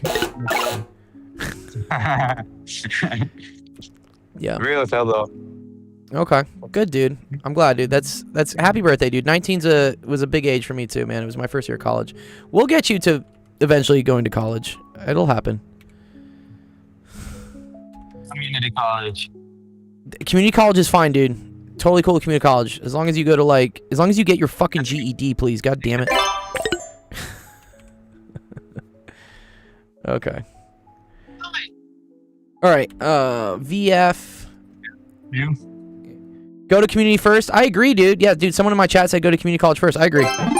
Community college is a great hack. It's a great hack, dude. Yeah, if you I know some community colleges around here that they make you do your GED thing, like when you enter. Cool. Good. Yeah, go to that, dude. Like, go get your car back or whatever. It burned down. I don't know what fucking happened. Like, go fix that. Okay. Oh, yes. Okay, this is v is a function of t. All right, Grim, I gotta finish this question because I'm low on time, but I'll call you later. I'll call you later for your birthday. Cool. Is your number still the same? I don't know. If I'll send it to you in messages. I don't. All right, yeah. DM me your phone number. I'll call you guys later. I bet. All right, peace. Peace. Yep. Naughty boy. Yeah, I don't know. Kids are kids, dude. I mean, I wasn't a model student at 18. Honey Butters looks really cool. Yeah, I'm glad you can see that. Okay, so let me explain what happened here. Sorry. Acceleration is equal to dv dt. This is a physics thing. Acceleration is change in velocity over change in time. So what you can do is you can move the dt over here, and then you can integrate both sides. Okay, but when you're integrating, you have to pick bounds. So my bounds for dv is from v initial to v final, which is really like v of t, like the velocity at time t. And for my dt integral here, I'm going to integrate from t initial, which is t is equal to 0, to some t final, which I'm just going to call t. So then I plug in what a is, which is minus 0.03 t squared. I do this integral. This integral just gets me vf minus v naught. How much donation to look at my question? Let's start at $5. $5 donation. I'll take a look at it at least. I can't guarantee I'll do it. And I would prefer it be something that you actually want me to help you with, not just like break me. Although I don't know, maybe I should just start like, hey, give me money and like support my nonprofit, and I'll look like a dumbass on YouTube. I'm down. I'm fine with it. I don't care. As long as the kids get their cash. Okay, so you integrate this, and this becomes t cubed over 3 minus 0.03. V naught was 40, so then you get this equation for v of t. Excellent, love that. Now, here's the cool thing about v of t. V is also equal to dx dt. So, I can do the same trick here. v dt is equal to dx. Integrate. So, the integral of v of t from, let's say, time is equal to 0 to... And we actually have a time now, right? Well, I'm going to leave it as t for now, sorry. T equals... whatever. To t is equal to the integral of, sorry, dx from x equals 0 to x equals x final. This is not a lot of malarkey. Okay. V of t is equal to this. Okay, so I have 40 minus 0.01 t cubed integrated from 0 to t dt equals x final minus x initial. I'm going to pretend an x initial is just 0. Cool. Okay, there we go. Bingo. So now I get 40t minus 0.01 t to the 4th over 4 is equal to x final. Beautiful. So, x of... I'm probably just going to do the first part of this question, honestly. This is a huge pain in the ass. X of 2 is equal to 40 times 2 minus 0.01 times 2 to the 4th all over 4. Cool, that's done. So that's part A. You can do the algebra. And then B, well, B is easy. So this is A. Okay. And then B would have been this. B is... This is V of 2. Which is going to be this times 2 to the 3rd. Thanks, Alistar. Oh, yeah. Cool. Nice. Oh, me first? Yeah. Okay, you did get it, DJ. I will do yours first. Yeah. I need to maybe probably raise the channel point requirement on that one. Okay, cool. That's A. That's B. You're not fooling anybody. All right. I'm going to leave part C for... I will get to this at another point in time, but we're running out of time. So there you go. There you go. That's part A and B. I hope that helps you out.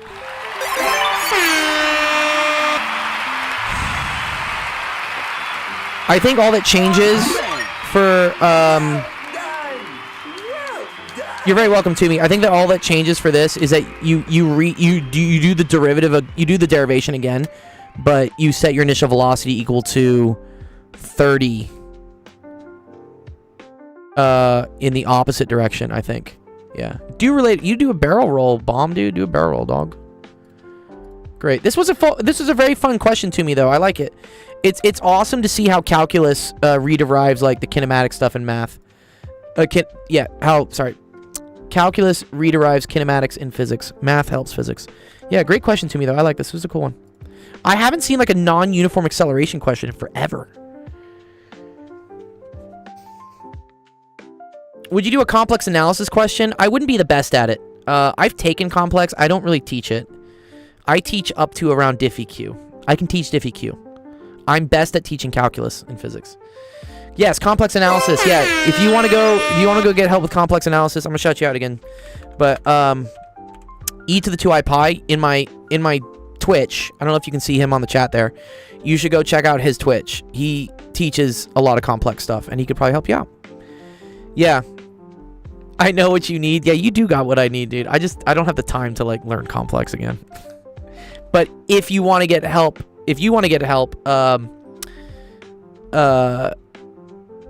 whoever asked, sorry, who was that? Dutsis, if you want help with complex analysis, I'm sure Zach would be happy to go over some questions for you. All right. Okay, Addy, I will help you out because you did purchase the Go First thing, and you are a student in my community. Mo Salma is going to be after you.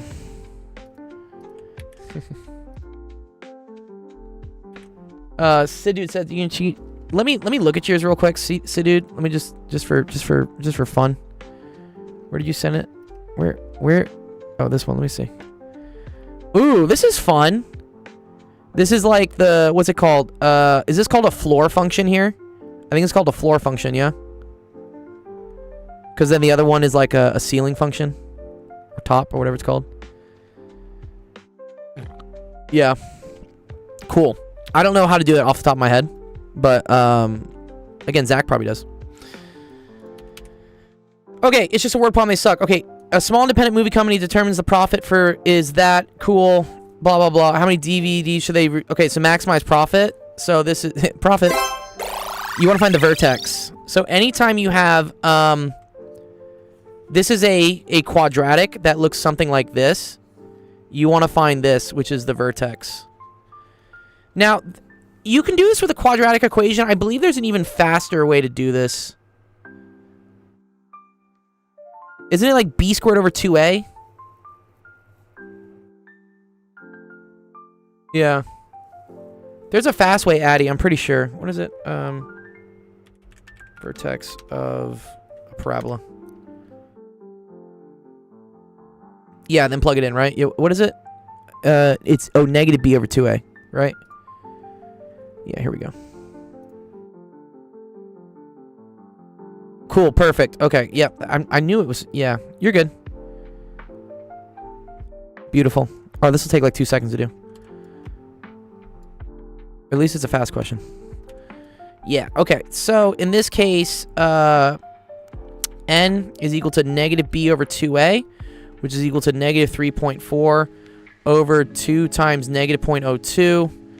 I don't know what the math on that is. I'll do it real quick for you, though. Negative 3.4 divided by 2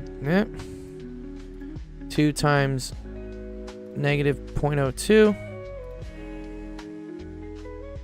85. Cool. All right.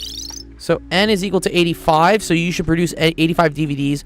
What will the profit be? Okay, so profit is equal to negative 0.02 times 85 squared plus 3.4 times 85 minus 16. Just plug it in. You get the number. Oh, cool. yeah. Nice. Good.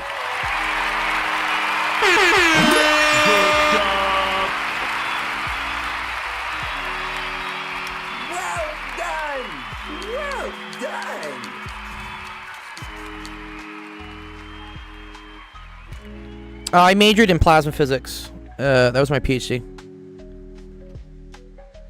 Majored in physics. My PhD was in plasma physics. if you ever want to see like what my this was my dissertation. I can post it in chat somewhere. Where is my stuff? No, not there. Oh man. Okay, there we go.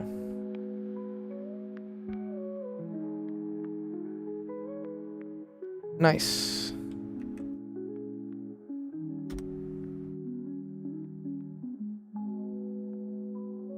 Dun, dun, dun. Where are my pure math pals? Do they exist? Here, one sec. Let me. I think this works. Let me see if this works in my chat. That should link all the different math streamers we have. There we go. Okay, cool. Yes. So right there, I put it in the YouTube chat. Those are all the math streamers on Twitch that I think you should follow. They're really cool people. Go check them out. Wow, we've actually had revenue on this stream, dude. Oh, thanks for all the donations today. You guys are fucking sick, by the way. Thank you. Appreciate. Yeah, go check them out. They're awesome people. All right. I'm gonna try to go through as many as I can. Where is it? Okay. Mo Salma. Oh Jesus.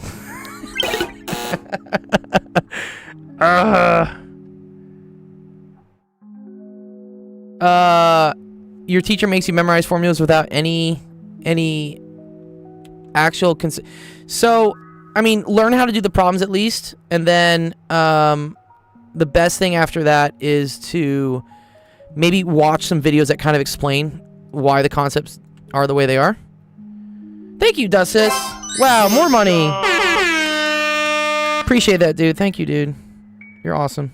Thank you, Dustis. Thank you, Sidhu. Thank you everyone who's donated. We've had people donating from all over the world today. That's awesome. Yeah. Let's go, Torque. Let's go, Torque. All right. Human arm weighs 39.4 newtons. Okay, cool. So that's this. Venezuela. Oh, venezuelano. Nice, dude. Yo tuve una novia de Medellín para 6 meses. Yeah.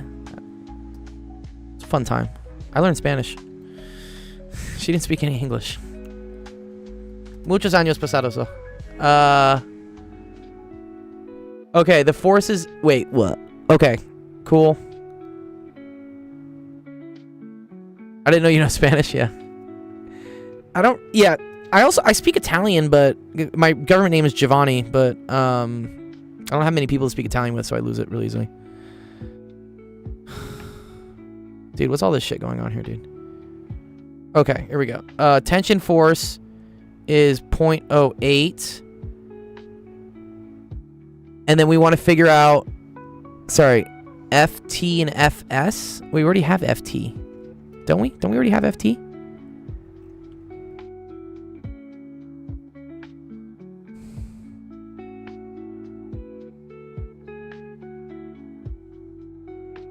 Oh, no. Sorry, we just have what it is. Oh, we don't have the forces. Okay, cool.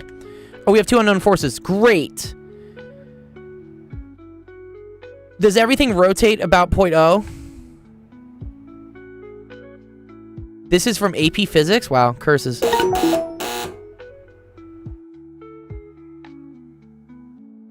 Okay, I'm gonna assume this is my rotation point. All right, here we're gonna do. We got it right. Okay, sum of torques. Sum of torques. So that's gonna be this thing. Here, let me do different colors for stuff. Okay, because yeah, that torque is negative. So that's gonna be negative 39.4 times 0.290. Okay, and then we have this torque. So we're gonna say plus FT times, and then you want the perpendicular component, so that's gonna be sine of 12 degrees, and then that's at a distance of 0.08. Great, and then I don't care about FS because FS acts at the rotation point, so there's no torque contribution there. Cool. All right. Sum of forces in the x direction.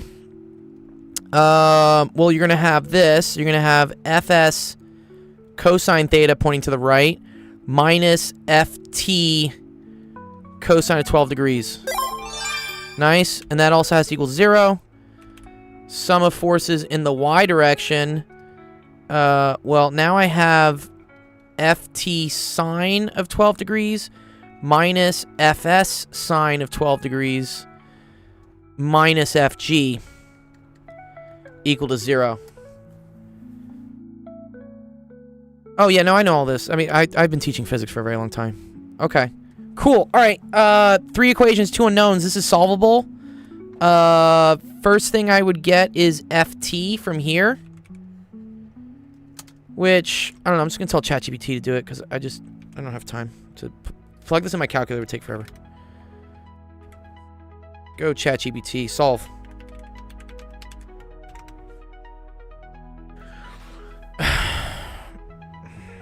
We got 21 minutes.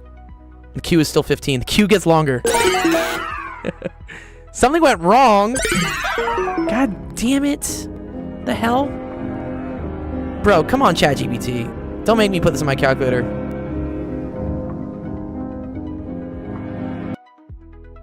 Oh my god. Okay, never mind.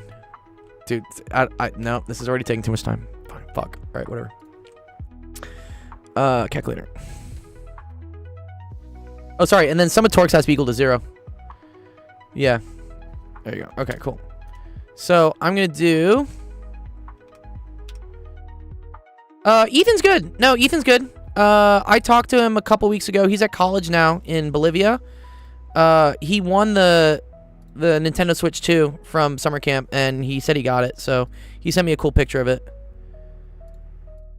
We had a summer camp, for those that are watching, through my nonprofit, and the kids did a bunch of fun stuff. They competed in like Fortnite tournaments. They did like some math challenges. We had a chess tournament as well. And then at the end, we gave out a Nintendo Switch 2. Which went to Ethan. I can show you it. It's real. People always ask me, like, is this, like, do you really do things? And yeah, I do things, right? Yeah, this was... Yeah, he said, it's official. I have my Nintendo Switch too, so yeah. And I was like, yeah, he did a great job.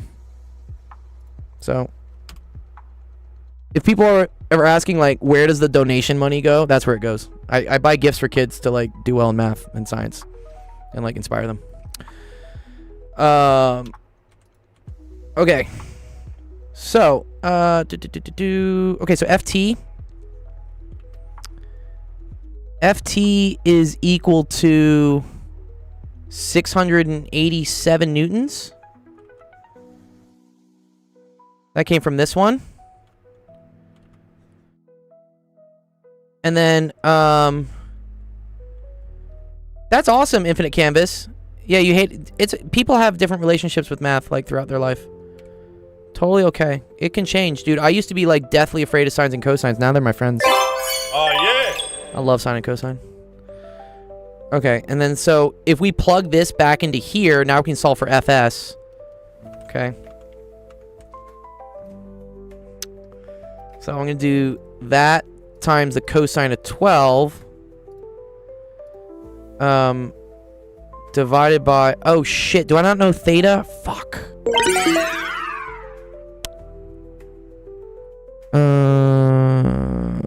Oh, that doesn't work out, does it? Okay, we can't do that one. Sorry. We gotta put it into this one. It's just a little messier. Okay, sorry. Okay, so that was already sine 12. So that... minus 39.4. This is physics. It's AP Physics. Okay, and then divided by the sine of 12. Oh! Oh, that actually all goes away. Nice. Cool. Fs equals 497 newtons. I think it's good. Nice.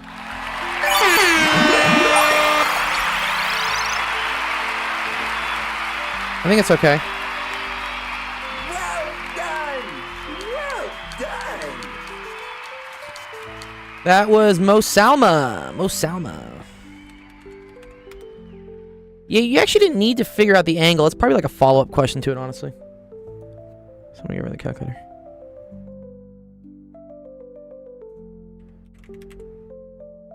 Your force triangle didn't work? Oh, man. Yeah, your force triangle works when it's just like 2 forces or like 3 maybe. Good. Nice.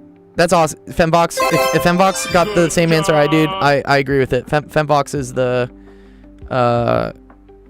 solutions manual is what I say. Beautiful. Okay. Most almost done.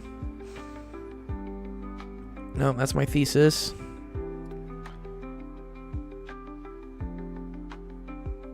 Dun, dun, dun, dun. Next up is Trevor. I go find Trevor's question.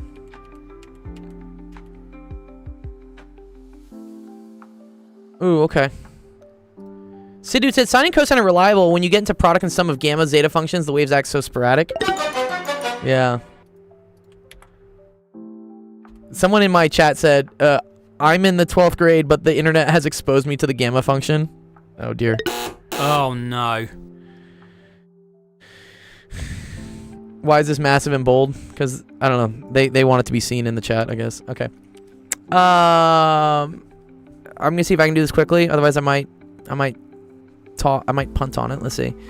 Let n be greater than 6 and an integer and a1, a2 to the ak be all natural numbers less than n and relatively prime to relatively prime to n. Sorry. What is something relatively prime to n? Like n can't be a factor.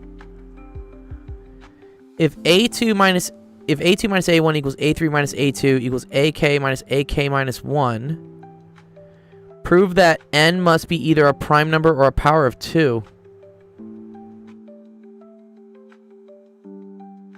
Greatest common denominator of a and n is equal to 1. Okay, cool. So yeah, a can't have n as a factor. What is this? This is a challenge question. Some people like to just ask like fun math challenge questions, and if I can do them, I can. If not, I'm sure Zach would love to do this one. The numbers relatively prime to 10 are 1, 3, 7, and 9. Good. Okay, so 9 is not prime, right? Because 9 is 3 times 3. But 9 does not multiply into 10. I get it. This is not this is definitely not pre-calc. This is this is pre-calc. Because this is a proof. This is like a math proof. Seems about right in this society. We live in a society, Vavo. We live in a society, dude.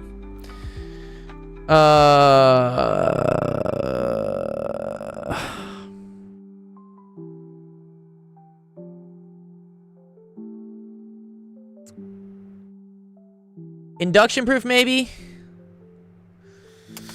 Yeah, but I don't think I'm going to do it in 14 minutes. Okay, I'm going to save this one. I'm going to put it in my Discord.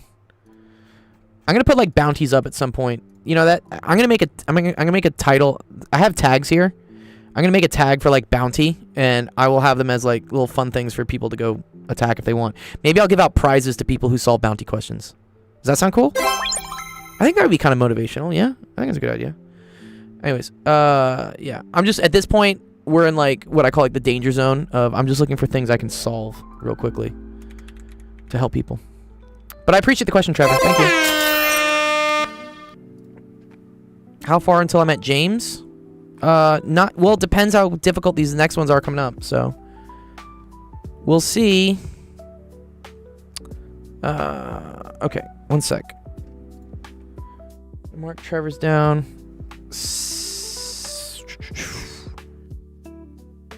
Safety 3. Oh, this is cool. I actually kind of like this. This is a fun one. Yes, it is yours. Safety 3. Say 3F. Okay, here we go. A tech company is developing a new augmented reality game where players navigate a virtual city using their smartphone. Blah, blah, blah. Starts at 5-3. To unlock a special power-up, the player must reflect their position. Okay, so these are a bunch of coordinate transforms. These are cool. So reflection across the y-axis means that x, y goes to negative x, comma y. Okay? 90 degrees clockwise. Correct me if I'm wrong. I think x, y goes to negative y, comma... Fuck. No. It's y comma negative x. No. It's negative y. Wait, clockwise. I gotta think how this works. The y flips. Yeah, I think it's y negative x. Someone tell me if this is right for 90 degrees clockwise. 2 units up and 2 units to the left and 4 units up. So that's going to be x minus 2, y plus 4. And then which quadrant will they end up in? Okay, cool. So if they start in 5, negative 3. So 5, negative 3 is going to go to negative 5 comma negative 3. Oh, it's safe. The 3 is an E. Oh, cool. Safe. Good to see you, safe. Okay, and then if I want to do this, the 90 degrees clockwise, then... Does Zach stream on Fridays? He's doing a game thing on Fridays, but he will stream on Saturday. Sorry, I just need the 90 degree clockwise transformation. There we go. Yeah, x, y goes to y negative x. Okay, these are the common ones you need to know. Yo, what's up, Thar? Thanks for the follow. Yeah, these are the ones you need. Okay, so I was right. Okay, cool. So then when this transformation happens, that means the x coordinate now becomes the y coordinate, but it's negative. So negative 5 is now going to become positive 5 as the y coordinate. And then the y coordinate is going to become the x coordinate. So this becomes negative 3. And then finally, you got to shift to the left 2. So x goes down by 2, so that's negative 5. And then y needs to go up by 4. So that's going to be 9. Okay, cool. What quadrant is this? So, this is negative x, positive y. So this is going to be quadrant 2, I believe.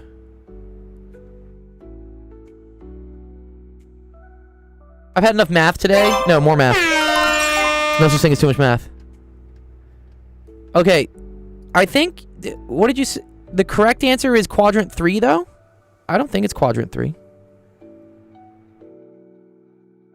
Apparently the correct answer is quadrant 3. I don't think that's quadrant 3, dude. That's quadrant 2. Did I fuck up? I don't think I fucked up. I think it's also quadrant 2. Here, you wanna... Is my teacher wrong? Probably. Here, I can throw this in ChatGPT if you want.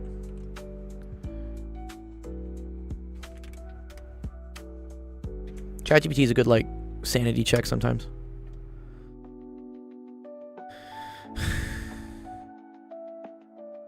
Left should be plus 2. Wait. No. 2 units to the left is minus 2, no?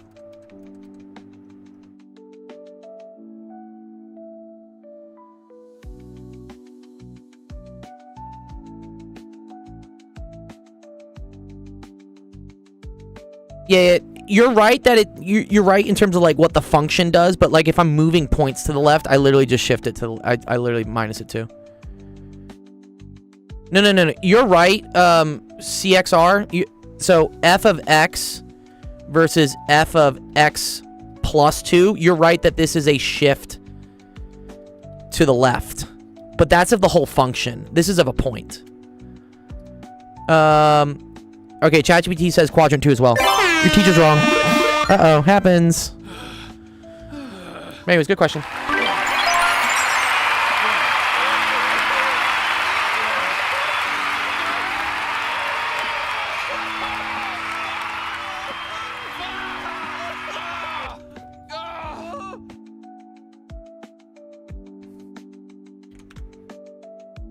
Great. Let me try. How do you do the sound effects? I have an Ableton plug. I produce music, so I have Ableton as my DAW, and then I have a bunch of just sound effects on it. Okay, this is the same question, right? Safe. So you just submit it twice. That's okay. Work done. And then I have a MIDI keyboard. I have one of these. So that's how that works. J-Man Cool. J-Man, if you're here, tell me which one you want. Otherwise, I'm going to default to number 14.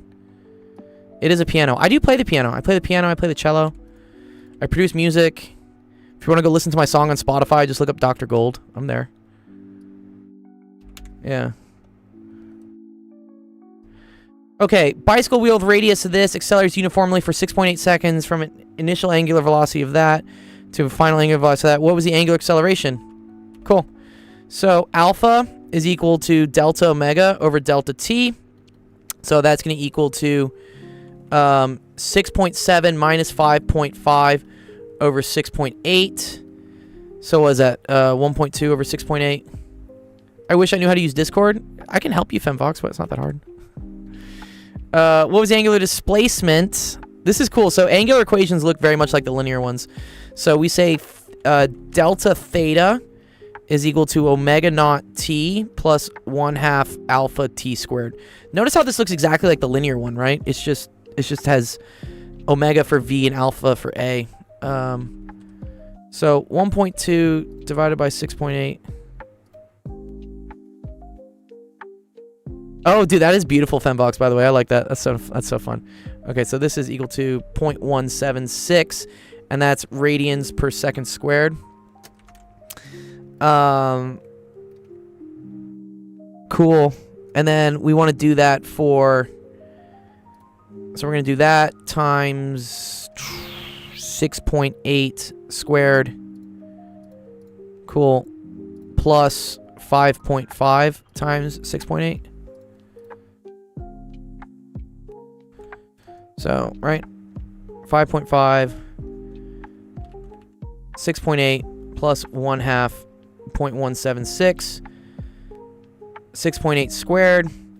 That gets me 45.56 radians. Linear displacement. So, delta x is equal to r delta theta. This is just arc length, basically. So that's equal to, what was the fucking radius? 0.42. 0.42 times 45.56. 0.42 times that. Cool. 19.13 meters. Nice. Good question.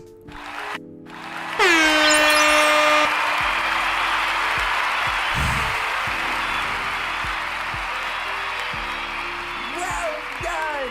Well done!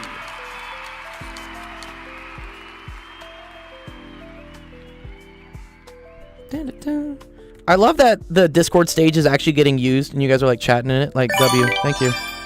I wonder why I stream to Discord sometimes, but you guys, I guess, make it worth it, so cool. Thanks for having all the conversations in there. Did I fuck up? I don't think I did.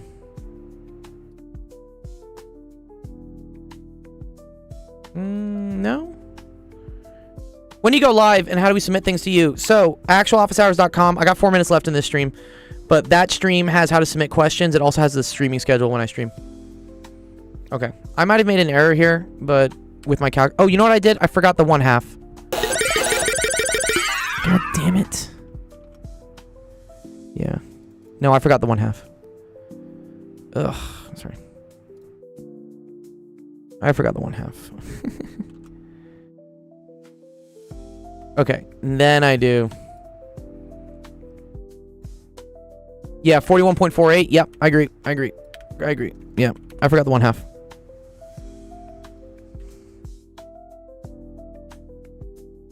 I know calculus. I don't know about stochastic processes. That sounds difficult. Cool. Okay, 17.42. Yes. Calculator errors do happen, especially when I'm like looking at the clock. Okay. All right, let's see. Next, so that was J-Man. Neptunic. Ooh.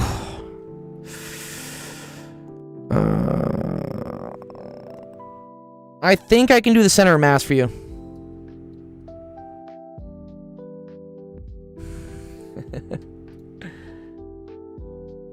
What was my favorite class? Calculus. I really liked calculus. Let me see real quick what James's is. Oh, you're graphing inequalities, James. Oh, this is fun. Damn. This stuff is not too bad. It's just getting here. Let me. That's a cop-out answer. All right, here. Let me just.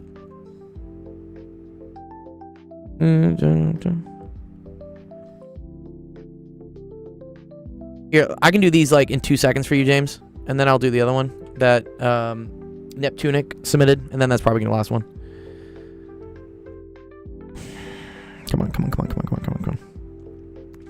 Bum, bum, bum, bum, bum. Okay, cool. So here, right? These two, James. You just need to rewrite it in nice. Well, this one's already written, right? Y is equal to x plus 2 plus 5. But then you need the stuff below, right? The other way to do this is to test a point, right? So I think I want y is less than x over 2 plus 5. And then again, it's not less than or equal to because this is dashed. And then I need 0, 0 to work, so just check it. So is 0 less than 0 plus 5? Yep. So good, that one works. So yes, that's correct. This one would be 7y is equal to 3x minus 12. So y is equal to 3 sevenths x minus 12 sevenths. Again, this is below the line. So it's just going to be less than. And then because it's solid, it's less than or equal to. Yeah? Easy one, yeah? That one wasn't too bad.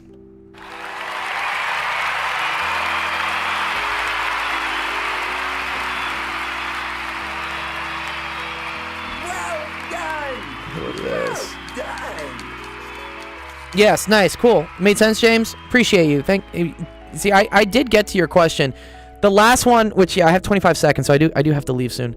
But just to, like, see, Neptunic. I like this question, by the way. This is a fun one.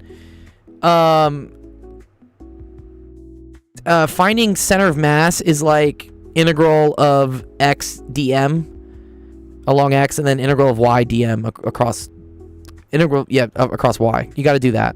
This is a little bit more I don't think I can solve this in like 5 minutes. Okay, shit, timer's out. I gotta go. All right, let's close out the stream. All right, thank you everyone for coming to Actual Education Office Hours today. I really appreciate all the questions. You guys are dope. Thank you so much for all the donations today. We did so great. Like y'all are fucking awesome. I'll show you guys like real quick. Like what? This is like the most money I've ever made on YouTube, dude. What? Y'all made me $18.03. Thank you guys. Yes, we are a nonprofit, so all this money goes towards me buying gifts and prizes for kids so that they feel motivated to level up their life by doing well in math and physics. Love. Thank you. Yes. Come by our stream. Our next stream will be Sunday at 3 o'clock. If you go to the website, actualofficehours.com, go to streaming schedule right here. You can see Ryan Gosling. I get called Ryan Gosling. That's why I do it. That or Adam Sandler. You can figure out the calendar of when we stream. Zach's going to do a fun gaming stream tomorrow. He has like a cool like Jeopardy type game he developed. I highly recommend you come on by on Twitch. Join the community on Discord. Have fun with us. And then he has a stream on Saturday. And then I will be streaming again Sunday at 3 o'clock. So if you got math, science, whatever homework over the weekend, you got a test on Monday, come on by. Come early. Ask your question. I will help you out. 16 tomorrow. Yes. Okay, great. If you're watching us on Twitch, which is the better way to watch because it's horizontal, it's nice to see things. We're going to go raid somebody. Let me see who's on. We'll go say hi to them. So, wow, so many people. I follow so many people now, which is fun. You know, here, I want to raid someone new. I haven't raided before. I'm going to go raid Curly. Or is she still streaming? Or is she done? Yeah, she's still... Yeah, okay, cool. Go raid Curly. She's an awesome other math person, but she's playing video games right now. I just want to say hi to her so she knows about her stream. All right. Enjoy the rest of your week. We will see you on Sunday. Peace.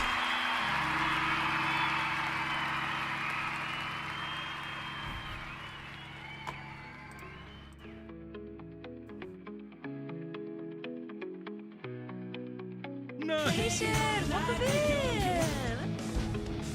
Hi, Raiders. Welcome. How was your stream today? Thank you so much for that raid. welcome in everybody. Guys, if you don't know me, I'm Curly. I'm a former ballet dancer turned variety streamer. I play a lot of first-time playthroughs.